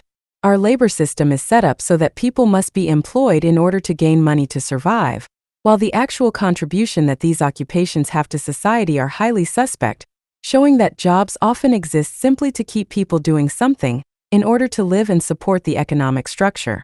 This is a waste of human life. There are many facets to the understanding that our current social institutions are unsustainable. To summarize the issue, our life on Earth must have a foundational premise by which our operations relate. This premise must be as empirical as possible, and not based on opinion or projection. From a scientific perspective, we see that resources and human ingenuity are the most valuable issues at hand. Human intelligence and awareness, coupled with the thoughtful management and utilization of Earth resources, are really the only two core issues. Everything else is built upon this. Therefore, we need to begin an approach which maximizes education, technology, and resource management. Until this is done, sustainability will be in jeopardy. This is the goal of the Venus Project and the Zeitgeist movement. Part 8. Spirituality. Spirituality has a different meaning to each of us, it seems. A standard definition would be a sense of meaning and purpose, a sense of self and of a relationship with that which is greater than self.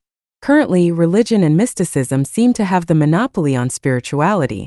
Theistic religion often regards a relationship with God, or divine creator, as a spiritual relationship, while mystics will often find a relationship to a supernatural force or power. The bottom line is that, almost universally, spirituality has to do with a relationship on one level or another. In most perspectives, it is associated with a person's place or meaning in life, whatever that may be. As subjective as these things can be, we begin to recognize changes in these notions, for social progress tends to carve a path for understandings that stand the test of time. In the modern age, we have the ability to look far in our past and examine what our ancestors used to consider real, and then compare those ideas to what we understand today. Many spiritual practices, which have existed in the past, no longer exist due to the understandings that have come about in regard to natural phenomenon. As a base example, early religions often sacrificed animals for certain purposes. This rarely happens today, as the relevance of such an act has proven pointless in its desired effect. Likewise, rarely do people perform rain dances in order to influence the weather. Today we understand how weather patterns are created, and ritual practices have no provable effect. Similarly, the idea of praying to a god for a particular request has also statistically proven to have little effect on an outcome, not to mention the evidence to support a personified creator doesn't exist in any scientific way. Rather, it is often derived from ancient historical literary speculation and tradition. Establishment religion, in many ways, seems to be rooted in a perceptual misunderstanding about life's processes. For instance, it presents a worldview which often puts the human on a different level than other elements of nature. This spiritual ego has led to dramatic conflicts for generations, not only between human beings, but inadvertently between us and the environment itself. However, as time has moved forward, science has shown how human beings are subject to the exact same forces of nature as everything else. We have learned that we all share the same atomic substructure as trees, birds, and all other forms of life. We have learned that we cannot live without nature's elements. We need clean air to breathe, food to eat, energy from the sun, etc. When we understand this symbiotic relationship of life, we begin to see that as far as relationships are concerned, our relationship to the planet is the most profound and important. The medium by which this is expressed is science, for the scientific method has allowed us insight into these natural processes, so we can better understand how we fit into this life system as a whole. This could be called a spiritual awakening. This realization, which has been proven by science, is that humans are no different from any other form of nature, while our integrity is only as good as the integrity of our environment, to which we are a part. This understanding presents an entirely different spiritual worldview, for it forces the idea of interdependence and connection at its core. The interconnection of the whole of life is undeniable in the most basic sense, and it is this perpetual relationship of total interconnectivity that is not fully realized by society overall. Thus, our modes of conduct and perception are largely out of line with nature itself, and hence destructive. Nature itself is our teacher, and our social institutions and philosophies should be derived from this foundational and, invariably, spiritual understanding. The faster this spiritual awakening spreads, the more sane, peaceful, and productive society will become.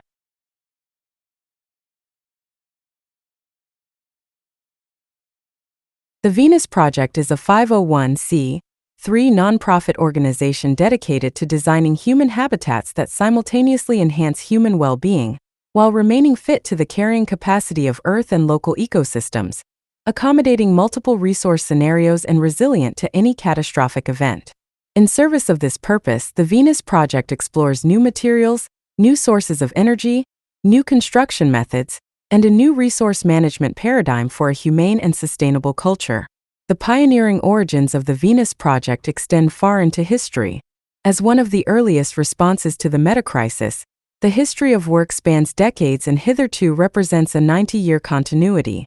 The Venus Project presents the culmination of decades of inquiry into the connection between global resource mismanagement and problems such as war, poverty, crime, climate change, and ecological destruction. In response to these challenges, the Venus Project harnesses a holistic design methodology, including interdisciplinarity and a systems approach, in combination with evolutionary mechanisms to renew human habitats and restore the natural environment. With a philosophy emphasizing connection and integration and prioritizing balance, we present a set of values and objectives that outline the conditions of success for a sustainable civilization. Above all, we assert that no civilization will prevail in the long term without acknowledging that the enhancement of human well-being depends first on its alignment with nature.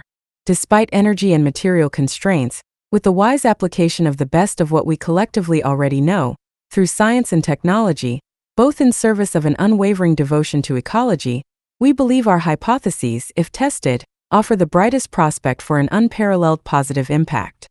The Venus Project. The Future and Beyond. Jacques Fresco's Essays. Part 1. Beyond Utopia.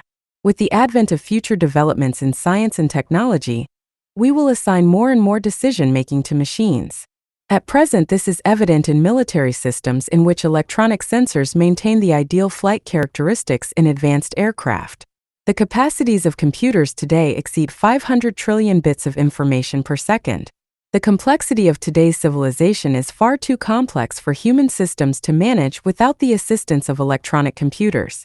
Computers of today are relatively primitive compared to those that will evolve in the future. Eventually, the management of social systems will require electronic sensors interconnected with all phases of the social sequences, thus eliminating the need for politics. Today, modern industrial plants have built-in automatic inventory systems, which order materials such as bearings and other mechanical replacements well in advance. We believe it is now possible to achieve a society where people would be able to live longer, healthier, and more meaningful productive lives. In such a society, The measure of success would be based upon the fulfillment of one's individual pursuits rather than the acquisition of wealth, property, and power. Although many of the concepts presented here may appear as unattainable goals, all of the ideas are based upon known scientific principles. It is not my purpose to write an article that would be acceptable to people. This is not the concern of science. The social direction being proposed here has no parallel in history with any other previous political ideology or economic strategy. Establishing the parameters of this new civilization will require transcending many of the traditions, values, and methods of the past. The future will evolve its own new paradigms, appropriate to each successive phase of human and technological development. Throughout the history of civilization, few national leaders or politicians have ever proposed a comprehensive plan to improve the lives of all people under their jurisdiction. Although such individuals as Plato, Edward Bellamy, H.G. Wells, Karl Marx, and Howard Scott all made some attempts to present a new civilization, the established social order considered them impractical dreamers with utopian designs that ran contrary to the innate elements of human nature. Arrayed against these social pioneers was a formidable status quo composed of vested interests that were comfortable with the way things were, and a populace at large that, out of years of indoctrination and conditioning, wanted no radical changes.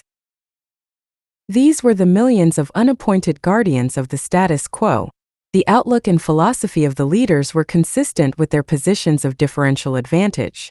In 1898, Edward Bellamy wrote the book Looking Backward.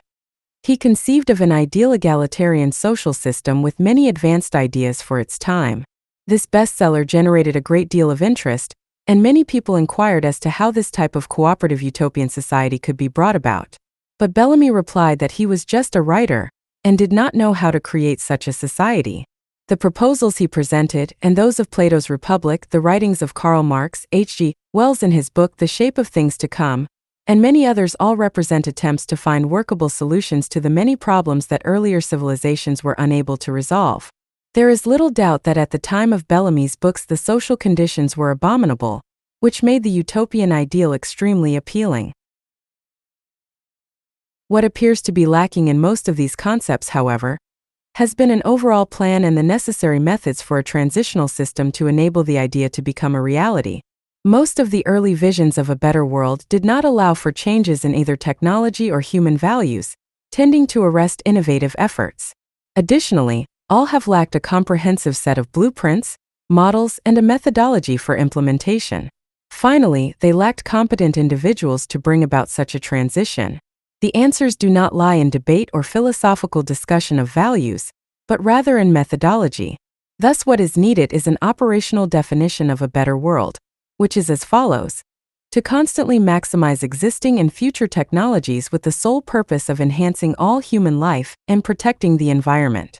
Today we have developed the necessary technology to surpass the fondest hopes and dreams of any social innovators of the past. The fact that previous attempts at social change have failed is no justification for us to stop trying. The real danger lies in complacence. The only limitations to the future of humankind are those that we impose upon ourselves. It is now possible to relieve humanity of many of its unresolved problems through the humane application of technology.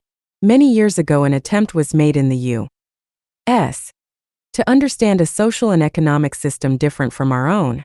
A film called The March of Time had this to say about Soviet communism: "We believe that the American free enterprise system will function better than the collective system. However, we wish you the best of luck on your new and unusual social experiment."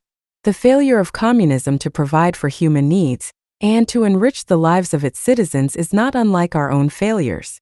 Both failure and success are inherent in the ongoing experiment that is social evolution.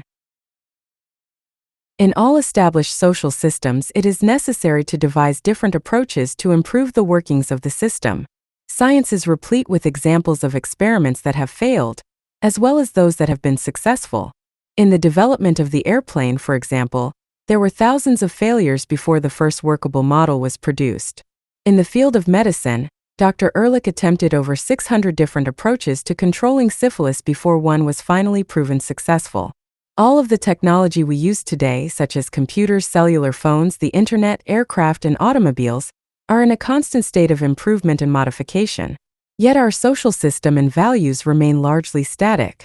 An inscription on one of our government buildings reads as follows: "Where there is no vision, the people perish." Attaining visions requires change. The major reason for resisting change is that it tends to threaten the established interests. Actually, the fear of social change is somewhat unfounded when we consider that the entire history of civilization has been, in a sense, an experiment. Even the American free enterprise system, during its earliest stages, faced a multitude of problems much more severe than they are today. These included long work hours, exploitation of child labor, inadequate ventilation in industrial plants, lack of rights for women and minorities, hazardous conditions in mines, and racial prejudice. Despite its many problems, it was the greatest social experiment in history in terms of diversity of lifestyles and individual freedoms, innovations in architecture and technology, and overall progress in general. It is imperative that we continue the process of social experimentation in order to transcend our present limitations and enhance the lives of everyone. The future does not depend on our present-day beliefs or social customs, but will continue to evolve a set of values unique to its own time. There are no utopias. The very notion of utopia is static. However, the survival of any social system ultimately depends upon its ability to allow for appropriate change to improve society as a whole. The paths that we choose will ultimately determine whether or not there is intelligent life on Earth. Part 2. New Frontiers of Social Change. It has often been observed that common crises create common bonds. While people seek advantage during the times of prosperity, shared suffering tends to draw people closer together. We have seen this behavior repeated time and time again throughout the centuries, during times of flood, famine, fire, or other natural disasters. Once the threat is resolved, however, scarcity patterns once again begin to steer people back to their behaviors of seeking individual advantage. Sensationalist motion pictures such as Independence Day depict a world united for the purpose of repelling an invasion by a hostile alien culture.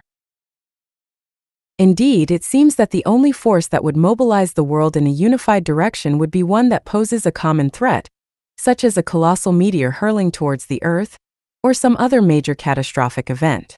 If such an event were to occur, all border disputes would become irrelevant in the face of impending disaster. While many would call upon divine intervention for salvation, all nations would surely combine their efforts and call upon science and technology to deal with this common threat. Bankers, lawyers, businessmen, and politicians would all be bypassed. Every resource would be harnessed and mobilized, without any concern for monetary cost or profit. Under this kind of threatening condition, most people realize where the key to their survival lies. For example, during the Second World War, it was the collective mobilization of both human and material resources that led to a successful resolution for the US and its allies. As the amount of scientific information grows, nations and people are coming to realize that even in today's divided world there are, in fact, many common threats that transcend national boundaries. These include overpopulation, energy shortages, pollution, water shortages, economic catastrophe, the spread of uncontrollable disease, and so forth. However, faced even with threats of this magnitude, which are common to all nations, the direction of human action will not be altered so long as powerful nations are able to maintain control of the limited resources available. Although many people, publications, and multimedia presentations portray various aspects of the future and paint spectacular pictures of the developments to come in such areas as transportation, housing, and medicine, they ignore the fact that in a monetary-based economy the full benefits of these developments continue to be available to a relative few. What is not touched upon is how these new technologies of the future can be used to organize societies and economies efficiently and equitably, without the necessity of uniformity, so that everyone would benefit from them. The few think tanks devoted to brainstorming newer approaches to bring social organization up to speed with today's technological capabilities do not deal with social change as a global systems plan. Neither are there any overall social plans in government or industry to totally eliminate the negative effects of the displacement of people by machines, nor does there seem to be any genuine concern to do so. Many people believe that in the event of any social breakdown, the government will bring about the necessary changes for their survival. This is highly improbable. In the event of such a breakdown, the existing government would most likely declare a state of emergency in an attempt to prevent total chaos. It would then institute measures that may address immediate problems, at the same time attempting to preserve existing institutions and power structures, even though these may be a chief contributing factor to the problems. Many people throughout history have taken politicians to task for actions that have not been entirely in society's best interest. The reasons for this become clearer when one realizes that even in modern democracies, these leaders do not benefit the lives of the average person. Rather, they maintain the preferential positions of much of the established order. There are growing indications of awareness on the part of people in many areas of the world that events have gone beyond the control of their political leaders. Everywhere we see political figures and parties come and go, political strategies adopted and discarded for their inability to satisfy the demands of one faction or another. The reason that we do not suggest writing your congressman, or any number of governmental agencies, is that they lack the necessary knowledge to deal with our problems. Their focus is to preserve existing systems, not to change them. It appears that there are few within present-day societies who want to phase themselves out. In modern industrial societies, the cause of inaction lies within the cumbersome political process itself, an anachronism in an era when most decisions can be made on any important issue in a split second by the objective entry of relevant data into computers. The prime conditions that would really affect social change will come about when conditions have deteriorated to such an extent that governments, politicians, and social institutions no longer have the support and confidence of the people. What once worked is acknowledged to be no longer relevant. If the public were better informed, only then would it be possible to introduce a new and improved social arrangement. Unfortunately, today the majority of people respond to simplistic answers which tend to repeat the cycle of events. When faced with intolerable social conditions, many of the older patterns will emerge again as people attempt to find someone or something to blame for the conditions, e.g. minorities, immigrants, negligence in adhering to religious principles or family values, and the influences of some inexplicable supernatural forces. True social change is not brought about by men and women of reason and goodwill on a personal level. The notion that one can sit and talk to individuals and alter their values is highly improbable. If the person one is talking to does not have the fundamental knowledge of the operation of scientific principles and the processes of natural laws, it is difficult for them to understand how the pieces fit together on a holistic level. The solutions to our problems will not come about through the application of reason or logic. Unfortunately, at present we do not live in a reasonable or logical world. There appears to be no historical record of any established society's leader who deliberately and comprehensively redesigned a culture to fit the changing times. While there is no question that political leaders, to a limited extent, modify some modes of behavior, the real factors responsible for social change are brought about by biosocial pressures, which are inherent in all social systems. Change is brought about by natural or economic occurrences that adversely affect the immediate circumstances of large numbers of people. Some biosocial pressures responsible for social change are limited resources, war, overpopulation, epidemics, natural disasters, economic recession, downsizing on a mass scale, technological displacement of people by machines, and the failure of elected officials to overcome such problems. The introduction of the medium of money to the exchange process brought about a significant change in society, as did the introduction of mechanized agriculture and the Industrial Revolution. Unfortunately, the world's outmoded social, political, and international order is no longer appropriate to these times. These obsolete social institutions are unable to grasp the significance of innovative technology to achieve the greatest good for all people, and to overcome the inequities forced upon so many. Competition and scarcity have caused an atmosphere of jealousy and mistrust to develop between individuals and nations. The concepts of proprietary rights, intellectual property, copyrights, and patents manifested in corporate entities, and in the sovereignty of nations, preclude the free exchange of information that is necessary to meet global challenges.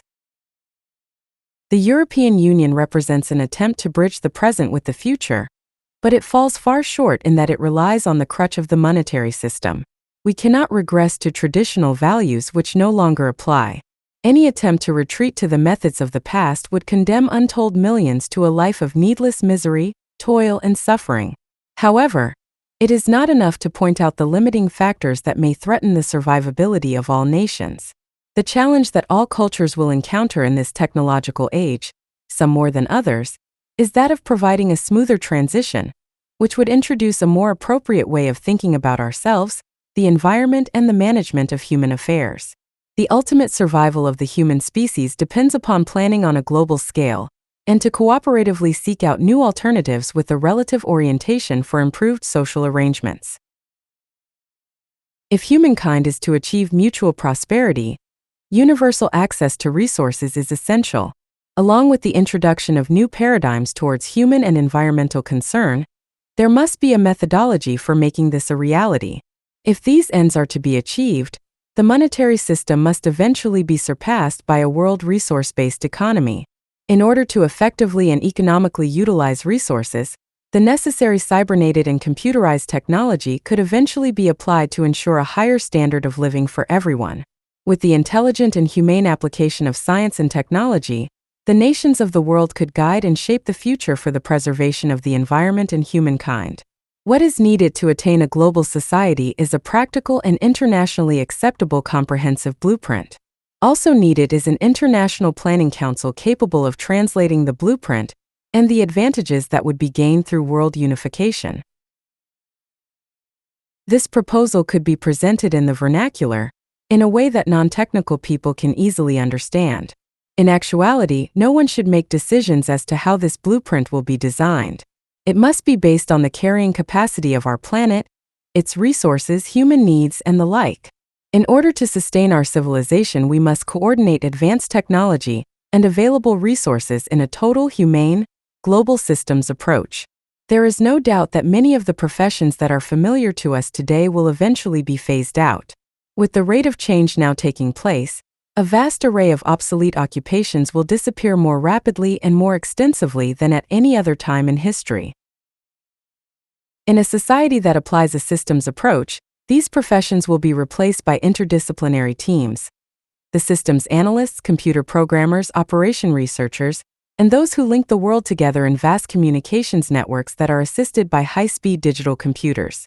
They will eventually lead us to large-scale computer-based methods of social operation. Social operations are far too complex today for any elected politicians to handle. It appears that most politicians do not give serious attention to this and other problems. Only in times of war or national emergencies do we call upon and assemble interdisciplinary teams to help find workable solutions to varying social problems. If we apply the same efforts of scientific mobilization as we do during a war, large-scale beneficial effects can be achieved in a relatively short time. This could readily be accomplished by utilizing many of our universities, training facilities, and staff to best determine possible alternative methods to solving these problems. This could eventually help us to define the possible transitional parameters for the future of a sustainable global civilization. The process of social change must allow for changing conditions that would continuously update the design parameters and allow for the infusion of new technologies into emerging cultures. Design teams utilizing socially integrated computers could automatically be informed of new developments. As this process is continuously updated, it would generate a more appropriate code of conduct. By appropriate conduct, we mean the necessary procedures to accomplish a given task. All the limitations imposed upon us by our present-day monetary system could be surpassed by adopting a global consensus for a worldwide resource-based economy, in which all the planetary resources are viewed and treated as the common heritage of all the Earth's inhabitants. In this manner, the Earth and our technological procedures could provide us with a limitless supply of material goods and services without the creation of debt or taxation whatsoever. Part 3.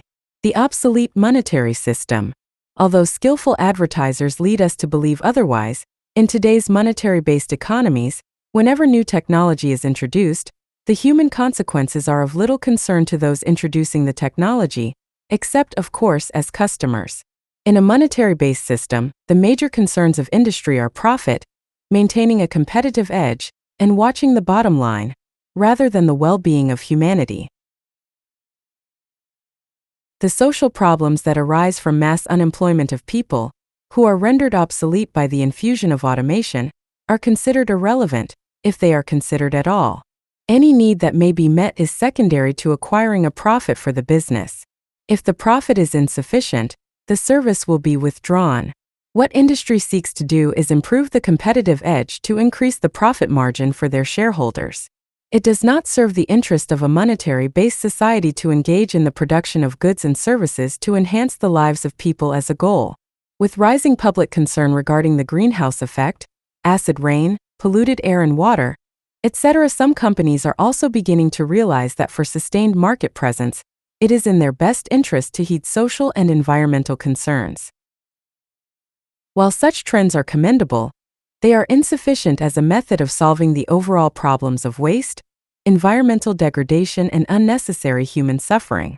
The monetary system has been a useful but interim tool. It came into being as a means of placing a value on scarce objects and labor. The monetary system, of course, replaced the barter system, which involved direct trading of objects and labor.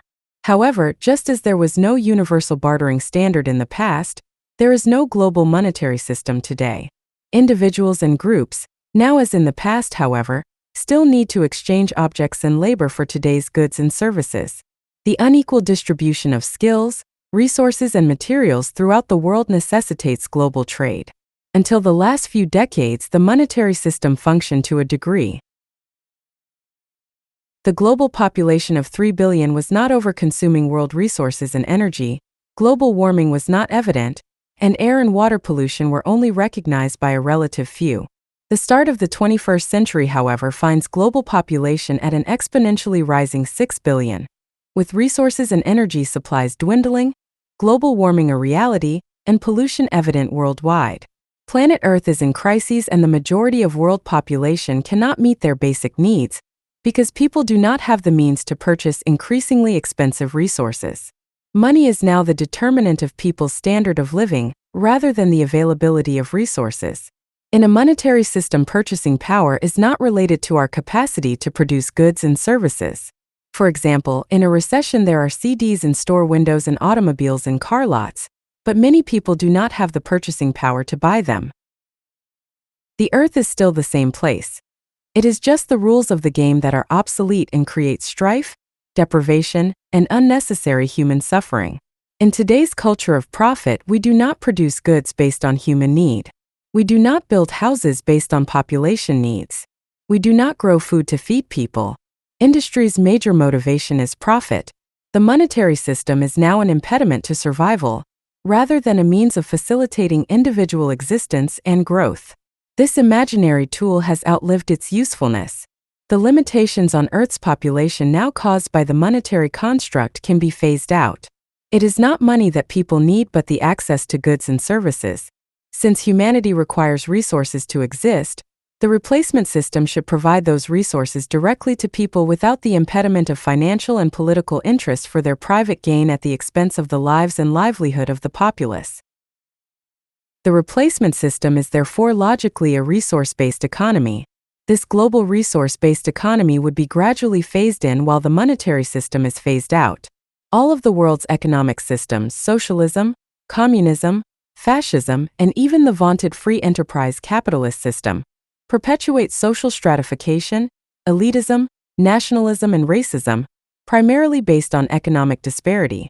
As long as a social system uses money or barter, people and nations will seek to maintain positions of differential advantage.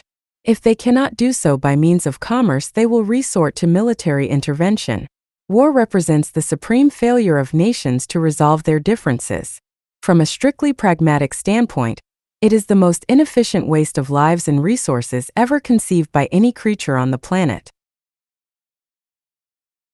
This crude and violent way of attempting to resolve international differences has taken on even more ominous overtones with the advent of elaborate computerized thermonuclear delivery systems, deadly diseases and gases, and the threat of sabotage of a nation's computer networks. Despite the desire of nations to achieve peace, they usually lack the knowledge of how to arrive at peaceful solutions. War is not the only form of violence in the developed and underdeveloped countries that is superimposed upon the populace by inadequate social arrangements. There is also hunger, poverty, and scarcity. As long as there is the use of money, the creation of debt, and economic insecurity, these conditions will perpetuate crime, lawlessness, and resentment. Paper proclamations and treaties do not alter conditions of scarcity and insecurity. And nationalism only tends to help propagate the separation of nations and the world's people. Even the signing of a peace treaty cannot avoid another war if the underlying causes are not addressed. The unworkable aspects of international law tend to freeze things as they are. All of the nations that have conquered land all over the world by force and violence would still retain their positions of territorial and resource advantage. Whether we realize it or not, such agreements only serve as temporary suspensions to conflict. Attempting to find solutions to the monumental problems within our present society will only serve as temporary patchwork, prolonging an obsolete system. In this world of constant change, it is no longer a question of whether we choose to make the necessary changes. It is now mandatory that we take on this challenge and adopt these new requirements or face the inevitable decay of our present social and economic institution. This is the dilemma we must face head-on, and the solutions we arrive at must fit the circumstances of the real world. There appears to be no other way than to update our outlook and create a newer direction by relegating the old values to past civilizations. Unfortunately, this may not be accomplished prior to the point of no return in the global economy. Part 4. Resource-based economy. Presented here is a straightforward approach to the redesign of a culture, in which the age-old inadequacies of war, poverty, hunger, debt, and unnecessary human suffering are viewed not only as avoidable, but totally unacceptable. This new social design works towards eliminating the underlying causes that are responsible for many of our problems. But, as stated previously, they cannot be eliminated within the framework of the present monetary and political establishment. Human behavior is subject to the same laws that govern all other physical phenomena. Our customs, behaviors, and values are byproducts of our culture. No one is born with greed, prejudice, bigotry, and hatred. They are learned. If the environment is unaltered, similar problems will reoccur. These aspirations cannot be accomplished in a monetary-based society of waste and human exploitation. With its planned obsolescence, neglect of the environment, outrageous military expenditures, and the outworn methods of attempting to solve problems through the enactment of laws, these methods are bound to fail. Furthermore, the belief that advanced technologies would lead to an improvement in the quality of life for most people is not the case in a monetary system. More and more companies are adopting the tremendous benefits of automation, resulting in increased production with fewer employees. Corporations' short-term concern with profit will ultimately result in the demise of the world monetary-based economies. If the monetary system continues to operate, we will be faced with the condition of more technological unemployment, today referred to as downsizing. From 1990 to 1995, companies dismissed a staggering 17.1 million employees, many of these due to automation. Automation will continue to replace people well into the foreseeable future, resulting in the lack of purchasing power for these displaced workers. Despite expanding global markets, the human cost in terms of displaced workers and a disenfranchised populace will inevitably bring about massive and unmanageable social problems. During the 1930s, at the height of the Great Depression, the Roosevelt administration enacted new social legislation designed to minimize revolutionary tendencies and to address the problems of unemployment. Jobs were provided through the Works Progress Administration, Civilian Conservation Corps, National Recovery Act, transient camps, and federal arts projects. Ultimately, however, World War II pulled the U.S. out of that worldwide depression. If we permit current conditions to take their natural course, we will soon be faced with another international recession of potentially greater magnitude. At the time of this depression, the U.S. had only 600 first-class fighting aircraft. At the beginning of World War II, we rapidly increased production to 90,000 planes per year. Did we have enough money to pay for the required implements of war? The answer is no. Neither did we have enough gold. But we did have more than enough resources. It was the available resources and personnel that enabled the U.S. to achieve the production and efficiency required to win the war. Unfortunately, such an all-out effort is only considered in times of war or disaster. We live in a culture that seems to work collectively only in response to a crisis. Only in times of war do we call upon and assemble interdisciplinary teams to meet a threat from human aggression. Only in times of national emergency do we do the same to resolve a natural or man-made threat. Rarely, if ever, Do we employ a concerted effort to help find workable solutions to social problems? If we apply the same efforts of scientific mobilization towards social betterment as we do during a war or disaster, large-scale results could be achieved in a relatively short time. The Earth is still abundant with resources. Today, our practice of rationing resources through monetary methods is irrelevant and counterproductive to the well-being of people. Today's society has access to highly advanced technologies and can easily provide more than enough for a very high standard of living for all the Earth's people. This is possible through the implementation of a resource-based economy. Simply stated, a resource-based economy utilizes existing resources rather than money and provides an equitable method of distribution in the most humane and efficient manner for the entire population. It is a system in which all natural, man-made, machine-made, and synthetic resources would be available without the use of money, credits, barter, or any other form of symbolic exchange. A resource-based economy would utilize existing resources from the land and sea, and the means of production, such as physical equipment and industrial plants, to enhance the lives of the total population. In an economy based on resources rather than money, we could easily produce all of the necessities of life and provide a high standard of living for all. To further clarify the concept of a resource-based economy, consider this example. A group of people is stranded on an island with enormous purchasing power, including gold, silver, and diamonds. All this wealth would be irrelevant to their survival if the island had few resources such as food, clean air, and water. Only when population exceeds the productive capacity of the land do problems such as greed, crime, and violence emerge. On the other hand, if people were stranded on an island that was abundant with natural resources producing more than the necessities for survival, then a monetary system would be irrelevant. It is only when resources are scarce that money can be used to control their distribution. One could not, for example, sell the air we breathe, the sand on the beach, or the salt water in the ocean to someone else on the island who has equal access to all these things. In a resource-based economy, all of the world's resources would be held as the common heritage of all of the Earth's people, thus eventually outgrowing the need for the artificial boundaries that separate people. This is the unifying imperative. We must emphasize here that this approach to global governance has nothing whatever in common with the present aims of a corporate elite to form a world government with themselves and large corporations in control, and the vast majority of the world's population subservient to them. Globalization in a resource-based economy empowers each and every person on the planet to be the very best they can be, not to live in abject subjugation to a corporate governing body.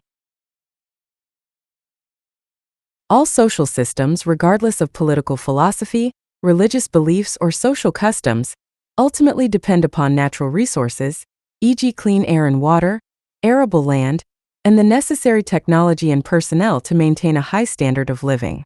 This can be accomplished through the intelligent and humane application of science and technology. The real wealth of any nation lies in its developed and potential resources, and the people who are working toward the elimination of scarcity and the development of a more humane way of life. A resource-based economy would use technology to overcome scarce resources by utilizing renewable sources of energy, computerizing and automating manufacturing, inventory and distribution, designing safe, energy-efficient cities, providing universal health care and relevant education, and most of all, by generating a new incentive system based on human and environmental concern. Unfortunately, today's science and technology have been diverted from these ends for reasons of self-interest and monetary gain through the conscious withdrawal of efficiency, or through planned obsolescence. For example, it is an ironic state of affairs when the U.S. Department of Agriculture, whose function is to conduct research into ways of achieving higher crop yields per acre, pays farmers not to produce at full capacity while many people go hungry. Another example is the choice of some companies to illegally dump solid waste into oceans and rivers to save money, when more ecologically sound disposal methods are available. A third example is the failure of some industries to install electrostatic precipitators in their factories' smokestacks to prevent particulate matter from being released into the atmosphere, even though the technology has been available for over 75 years. The monetary system does not always apply known methods that would best serve people and the environment. In a resource-based economy, the human aspect would be of prime concern, and technology would be subordinate to this. This would result in a considerable increase in leisure time. In an economy in which production is accomplished primarily by machines, and products and services are available to all, the concepts of work and earning a living would become irrelevant. But if the human consequences of automation are unresolved as they are today, then it renders all the advances of science and technology of much less significance. The utilization of today's high-speed and large-capacity computer systems, otherwise known as the information superhighway or Internet, could assist us in defining the variables and parameters required for the operation of a resource-based economy that conforms to environmental needs. Overexploitation of resources would be unnecessary and surpassed. Many people believe that there is too much technology in the world today, and that technology is the major cause of our environmental pollution. This is not the case. Rather, it is the abuse and misuse of technology that should be our major concern. In very simple terms, a hammer can be used to construct a building, or to kill another person. It is not the hammer that is the issue, but how it is used. Cybernation, or the application of computers and automation to the social system, could be regarded as an emancipation proclamation for humankind if used humanely and intelligently. Its thorough application could eventually enable people to have the highest conceivable standard of living with practically no labor. It could free people for the first time in human history from a highly structured and outwardly imposed routine of repetitive and mundane activity. It could enable one to return to the Greek concept of leisure, where slaves did most of the work and men had time to cultivate their minds.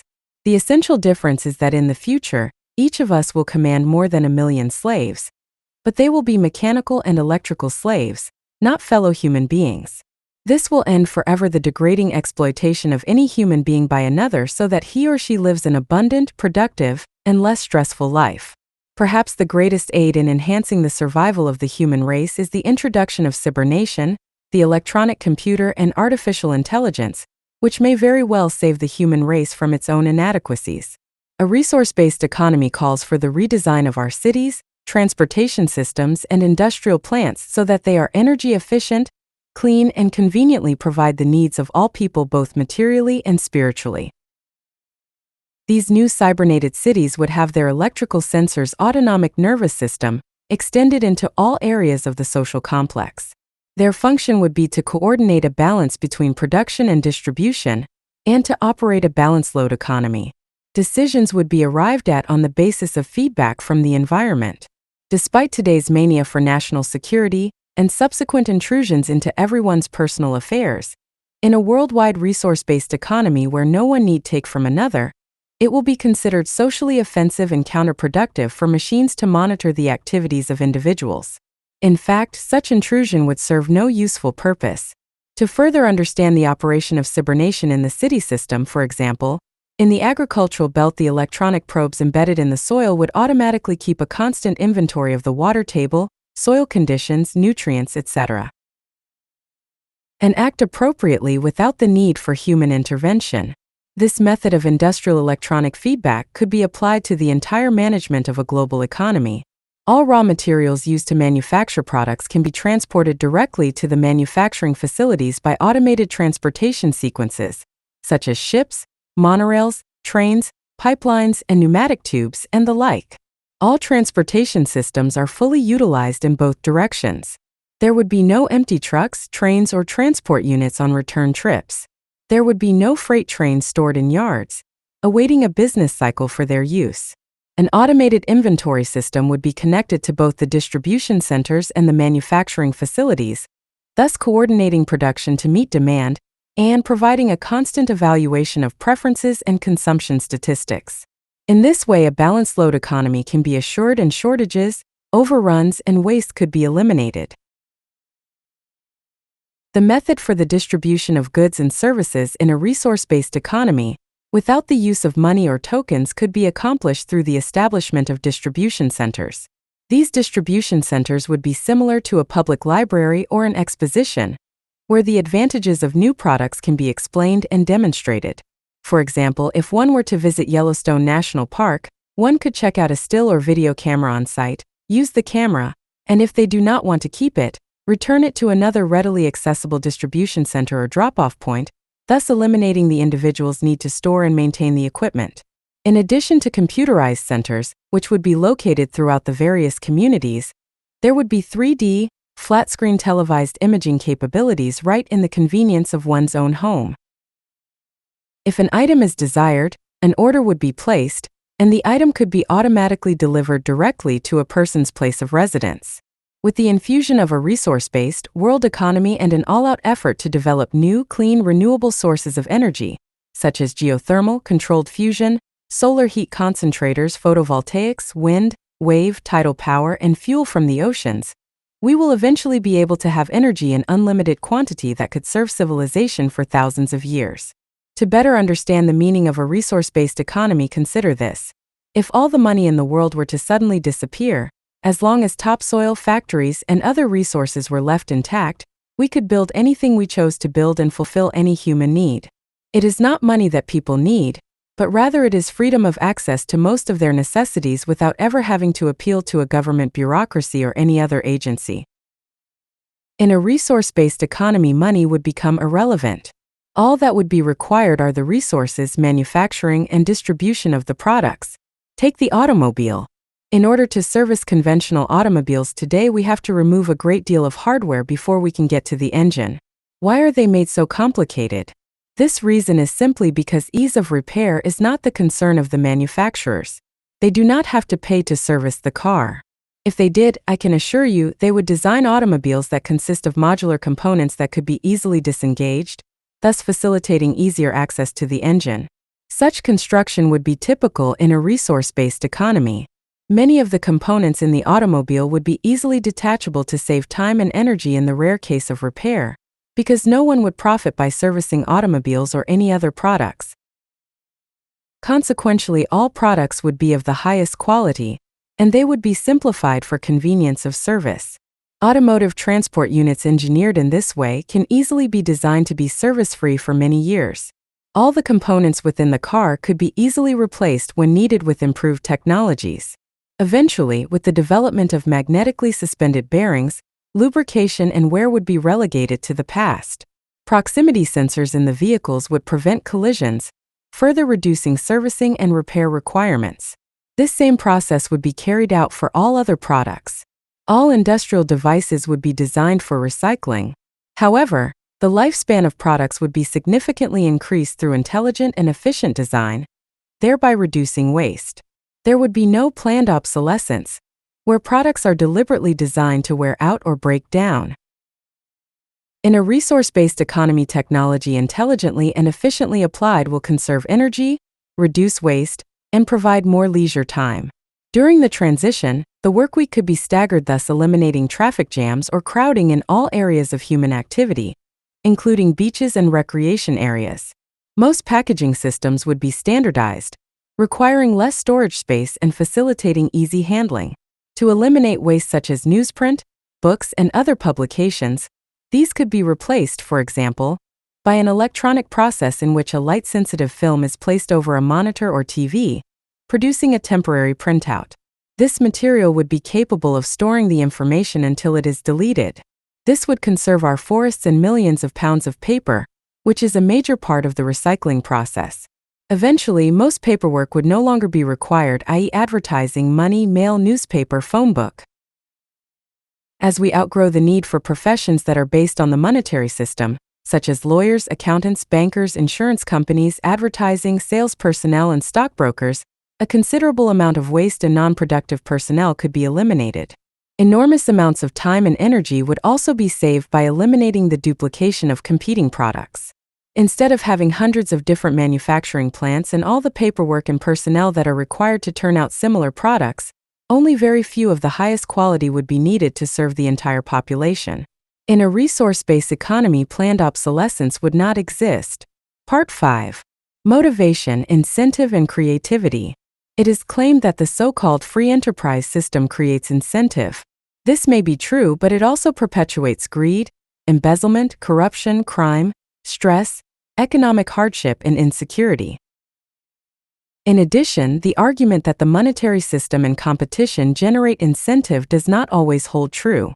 Most of our major developments in science and technology, have been the result of the efforts of very few individuals working independently and often against great opposition. Such contributors as Goddard, Galileo, Darwin, Tesla, Edison, and Einstein were individuals who were genuinely concerned with solving problems and improving processes rather than with mere financial gain. Actually, very often there is much mistrust in those whose incentive is entirely motivated by monetary gain. This can be said for lawyers, businessmen, salesmen, and those in just about any field. Some may question that if the basic necessities are accessible to all people, what will motivate them?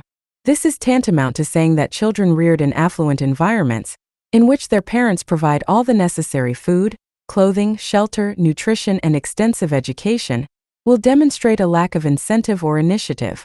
There is no evidence to support this fallacious assumption.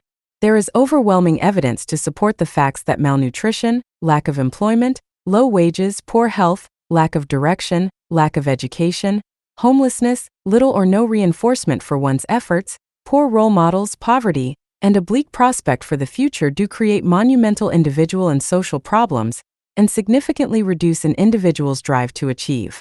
The aim of a resource-based economy is to encourage and develop a new incentive system, one no longer directed toward the shallow and self-centered goals of wealth, property, and power. These new incentives would encourage people to pursue different goals, such as self-fulfillment and creativity, the elimination of scarcity, the protection of the environment, and the alleviation of suffering in their fellow human beings. People, provided with good nutrition in a highly productive and humane society, will evolve a new incentive system unattainable in a monetary system. There would be such a wealth of new wonders to experience, explore, and invent that the notion of boredom and apathy would be absurd. Incentive is often squelched in our present culture, where a person dare not dream of a future that seems unattainable to him or her. The vision of the future that too many see today consists of endless days of mindless toil, and a wasted life squandered for the sake of merely earning enough money to survive from one day to the next. Each successive period in time creates its own incentive system. In earlier times, the incentive to hunt for food was generated by hunger. The incentive to create a javelin or a bow and arrow evolved as a process supportive to the hunt. With the advent of an agrarian society, the motivation for hunting was no longer relevant, and incentives shifted toward the cultivation of crops, the domestication of animals, and toward the protection of personal property. In a civilization where people receive food, medical care, education, and housing, incentives would again undergo change and would be redirected. People would be free to explore other possibilities and lifestyles that could not be anticipated in earlier times. The nature of incentive and motivation is dependent upon many factors. We know, for example, that the physical and mental health of an individual is directly related to that person's sense of self-worth and well-being. Furthermore, we know that all healthy babies are inquisitive. It is the culture that shapes the particular kind of inquiry and motivation. For example, in India and other areas of great scarcity, there are many people who are motivated not to accumulate wealth and material property. They renounce all worldly goods. Under the conditions in which they find themselves, this is not difficult. This would seem to be in direct conflict with other cultures that value the accumulation of material wealth. Yet, which view is more valid? Your answer to this question would depend upon your frame of reference, that is, your culturally influenced value system. Many experimental psychologists and sociologists have shown that the effects of environment play a major role in shaping our behavior and values. If constructive behavior is appropriately rewarded during early childhood, the child becomes motivated to repeat the rewarded behavior, provided that the reinforcement meets the individual needs of the child. For example, if a football were given to a child who is interested in botany, this would not be a reward from the child's point of view. It is very unfortunate that so many individuals in our society today are not appropriately rewarded for their creative efforts. In some instances, individuals are seemingly able to overcome the shortcomings of their environment, in spite of an apparent lack of positive reinforcements. This is due to their own self-reinforcement, in which they can see an improvement in whatever activity they are engaged in, and achieve an intrinsic sense of accomplishment. Their reinforcement does not depend on the approval of others, nor on monetary reward. Those children who do depend on the approval of a group tend to be afflicted with a sense of low self-esteem, while children who do not depend on group approval usually acquire a sense of self-approval by improving upon their own performance. Throughout history, there have been many innovators and inventors who have been ruthlessly exploited, ridiculed, and abused while receiving very little financial reward. Yet, they endured such hardship because they were motivated to learn and to discover new ways of doing things. While creative individuals like Leonardo da Vinci, Michelangelo, and Beethoven received the generous sponsorship of wealthy patrons, this did not diminish their incentive in the least. On the contrary, it empowered them to reach new heights of creativity, perseverance, and individual accomplishments. This is a difficult concept to grasp because most of us have been brought up with a value system that has given us a set of notions about the way that we ought to think and behave about money and motivation. These are based upon ancient ideas that are really irrelevant today. It has been stated that war generates creativity. This deliberately falsified concept has no basis in fact. It is government financing of war industries that help to develop many new materials and inventions. There is no question that a saner society would be able to create a more constructive incentive system if our knowledge of the conditions that shape human motivation were applied. In this new social arrangement of a resource-based economy, motivation and incentive will be encouraged through recognition of, and concern for, the needs of the individual.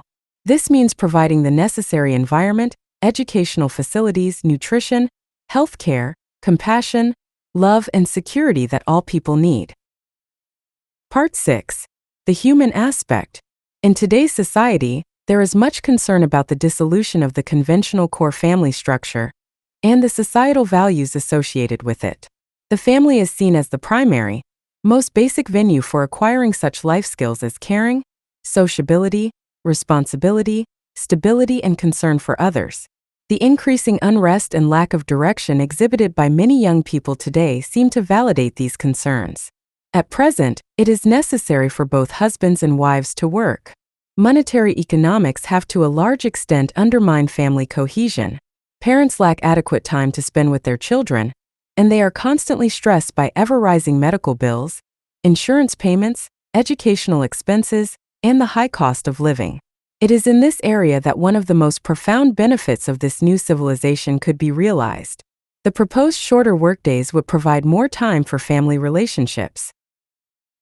Free access to goods and services would make the home a much more pleasant place, with the removal of economic stress that causes so much family turmoil. With the enhanced level of sociability that would naturally come from not having to compete for access to goods and services, we would see a tendency toward extension of the family unit into the community. As may already be observed in other cultures, the rearing and development of children would become the responsibility of both the family and the community at large. With the elimination of debt, the fear of losing one's job will no longer be a threat. This assurance, combined with education on how to relate to one another in a much more meaningful way, could considerably reduce conflict and stress both mentally and physically. When education and resources are available to all without a price tag, there would be no limit to the human potential. The fear of uniform behavior in a cybernetic resource-based economy of the future is unfounded. The only uniformity one would find would be a concern for the environment and the importance of extending maximum courtesy to all nations and to one another. All would likewise share an intense curiosity for all that is new and challenging. With a better understanding, people could possess a flexibility of outlook unknown in previous times, free of bigotry and prejudice. In addition, the people of this innovative society would have concern for their fellow human beings, and for the protection, maintenance, and stewardship of the Earth's natural environment. Additionally, everyone, regardless of race, color, or creed, would have equal access to all of the amenities that this highly productive culture could supply. In more advanced and humane systems of education, people would acquire this new type of value system. They would also realize the many advantages of cooperation rather than competition. In a society without vested interest, it would be impossible to harness the talents of scientists and technicians to engage in weapons research or any other socially hostile endeavor. We call this approach functional morality. This newer, more humane, and more productive approach would advocate finding non-military solutions to international differences. This calls for a global view, which would be a considerable improvement over narrow national and self-interests. We could use knowledge and information as tools that would be surrendered when evidence of more appropriate methods are introduced. Some people question the morality of seemingly receiving something for nothing. At a recent college lecture, one student was opposed to the idea of getting something for nothing. I then asked him if he were paying his own way through school, or if his parents were paying for him. He admitted that his parents were. I also pointed out that if he really did believe that people should not receive something for nothing, then in the event of the death of his rich relative, he would prefer that their inheritance be left to the heart or cancer fund, rather than being passed on to him. But the student, needless to say, was opposed to this idea.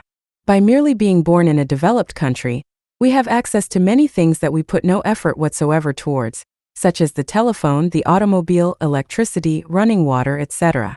These gifts of human ingenuity and invention do not degrade our lives, but rather they enrich and enhance us. What degrades us is our lack of concern for those unfortunate enough to experience poverty, hunger, and homelessness. The social designs that are proposed in this writing merely provide the opportunity for individuals to develop their fullest potential in whatever endeavor they choose without the fear of loss of individuality or submission to uniformity. A resource-based economy by definition includes the participation of all people in its benefits. In a monetary system, there is an inherent reason for corruption, and that is to gain a competitive advantage over someone else. Without vested interests or the use of money, there is no benefit to squelching one's opinion or falsifying information, or taking advantage of anyone. There would be no need for any underlying rigid social barriers that would limit the participation of anyone or restrain the introduction of new ideas. The main objective is the access of information and the availability of goods and services to all people. This would enable people to be prepared to participate in the exciting challenges of this new society. A resource-based economy could create an environment that would encourage the widest range of individuality, creativity, constructive endeavor, and cooperation without any kind of elitism, technical or otherwise. Most significantly, a resource-based economy would generate a far different incentive system, one based on human and environmental concern. This would not be a uniform culture, but one that is designed to be in a constant process of growth and improvement. As we enhance the lives of others, protect our environment, and work toward abundance, all our lives can become richer and more secure. If these values were put into practice, it would enable all of us to achieve a much higher standard of living within a relatively short period of time, one that would be continuously improved. At a time when commercial institutions no longer exist, the necessity for prisons, lawyers, advertisements, banks, and the stock exchange will serve no useful purpose. In the society of the future, in which the monetary system of scarcity has been surpassed by a resource-based economy and most physical and creative needs are met, private ownership as we know it would cease to be a necessity to protect one's access to goods and services. The concept of ownership would be of no advantage whatsoever in a society of abundance. Although this is difficult for many to imagine, even the wealthiest person today would be immensely better off in the highly productive resource-based society. Today in developed countries, the middle class live far better than kings and the wealthy of times past. In a resource-based economy, everyone would live richer lives than the powerful and wealthy of today, not only materially but spiritually as well. People would be free to pursue whatever constructive field of endeavor they choose without any of the economic pressures, restraints, debts, and taxation that are inherent in the monetary system of today. By constructive endeavor, we mean anything that enhances the lives of the individual and others while protecting the global environment. When education and resources are available to all without a price tag, there would be no limit to the human potential. With these major alterations, people would be able to eventually live longer, more meaningful, healthier, and productive lives. In such a society, the measure of success would be based on the fulfillment of one's individual pursuits rather than the acquisition of wealth, property, and power. Part 7. The Venus Project. The Venus Project is an organization that is founded on the ideas, designs, and direction presented here. It represents many years of research and dedication on the part of its originator and project director, Jacques Fresco. Its 25-acre research and design center is located in Venus, Florida, where the future is taking shape today. The function of the Venus Project is to design, develop, and prepare plans for the construction of an experimental city based on the principles outlined above. Here we have constructed 9 experimental buildings, are developing alternative energy systems, city designs, transportation, manufacturing systems, and more. In support of this research, we are creating blueprints, renderings, and models, holding seminars, producing books, videos, and other written material to introduce people to the aims of the Venus Project. The Venus Project is in the process of introducing a set of values and procedures that may enable us to achieve social transformation. The Venus Project will provide the designs and blueprints for a prototype community to test the validity of its social proposals and to establish a permanent planning center that could be used for future short-term and long-term project planning. It also proposes a relevant orientation for people to be able to adapt intellectually and emotionally to our new technological age. Anything short of overall social design would be inappropriate and far less effective. Our proposals will be submitted to the general public and all educational institutions, and we invite their participation. If enough people find the proposals acceptable and choose to join with us in this new advocacy, this could help to form the nucleus of an organization to further the aims of the Venus Project. The circular configurations of the new cities as proposed by the Venus Project are not merely stylized architectural conceptualizations, but are the results of years of research to provide an environment that would best serve the needs of the occupants in an efficient and economical manner.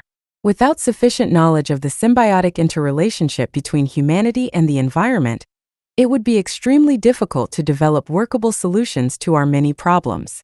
In the planning of this new city, the Venus Project has taken this and many other factors into careful consideration and study. This new experimental city would be devoted to working towards the aims and goals of the Venus Project, which are 1. Conserving all the world's resources as the common heritage of all of the Earth's people. 2. Transcending all of the artificial boundaries that separate people. 3. Evolving from a monetary-based economy to a resource-based world economy. 4. Reclaiming and restoring the natural environment to the best of our ability. 5. Redesigning our cities, transportation systems, and agricultural and industrial plants so that they are energy efficient, clean, and conveniently serve the needs of all people. 6.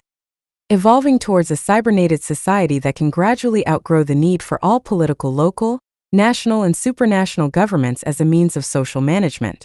7. Sharing and applying all of the new technologies for the benefit of all nations. 8. Using clean, renewable energy sources such as wind, solar, geothermal, and tidal power, etc. 9. Ultimately utilizing the highest quality products for the benefit of all the world's people. 10. Requiring environmental impact studies prior to construction of any megaprojects. 11. Encouraging the widest range of creativity and incentive toward constructive endeavor. 12. Assisting in stabilizing the world's population through education and voluntary birth control, to conform to the carrying capacity of the Earth. 13. Outgrowing nationalism, bigotry, and prejudice through education. 14. Eliminating any type of elitism, technical or otherwise. 15. Arriving at methodologies by careful research rather than random opinions. 16. Enhancing communication in the new schools so that our language and education is relevant to the physical conditions of the world around us. 17. Providing not only the necessities of life but also offering challenges that stimulate the mind, emphasizing individuality rather than uniformity. 18. Finally, preparing people intellectually and emotionally for the possible changes that lie ahead. Like all other innovative social proposals, it starts out with a few devoted people that dedicate their time to informing others of the humane benefits of this new direction. People are invited to participate in whatever capacity they can to help carry out the initial design phases of this new experimental city. An interdisciplinary team of systems engineers, computer programmers, architects, city planners, sociologists, psychologists, educators, and the like would also be needed. The design of the Venus Project does not regard environmental conditions as fixed or static. We must allow for adaptation and change within the system as a continuous process. This would avoid the tendency to perpetuate temporary arrangements beyond their period of usefulness. The circular city proposed by the Venus Project would be a transitional phase and could evolve from a semi-cooperative money-oriented society to a full resource-based economy. This could be the prototype for a series of new cities to be constructed in various places throughout the world. The rate of progression will depend upon the availability of funds raised during the early stages and the people who identify, participate, and support the aims and direction of the Venus Project. As these new communities develop and become more widely accepted, they may very well form the basis of a new civilization, preferably through the process of evolution rather than revolution. We are well aware that no one can actually foretell the shape of the future. We can only extrapolate on present information and trends. Population growth, technological change, worldwide environmental conditions, and available resources are the primary criteria for future projections. We are also aware that there is no single philosophy or point of view, religious, political, scientific, or ideological, that someone would not take issue with. We feel certain, however, that the only aspects of the Venus Project that may appear threatening are those that others project into it.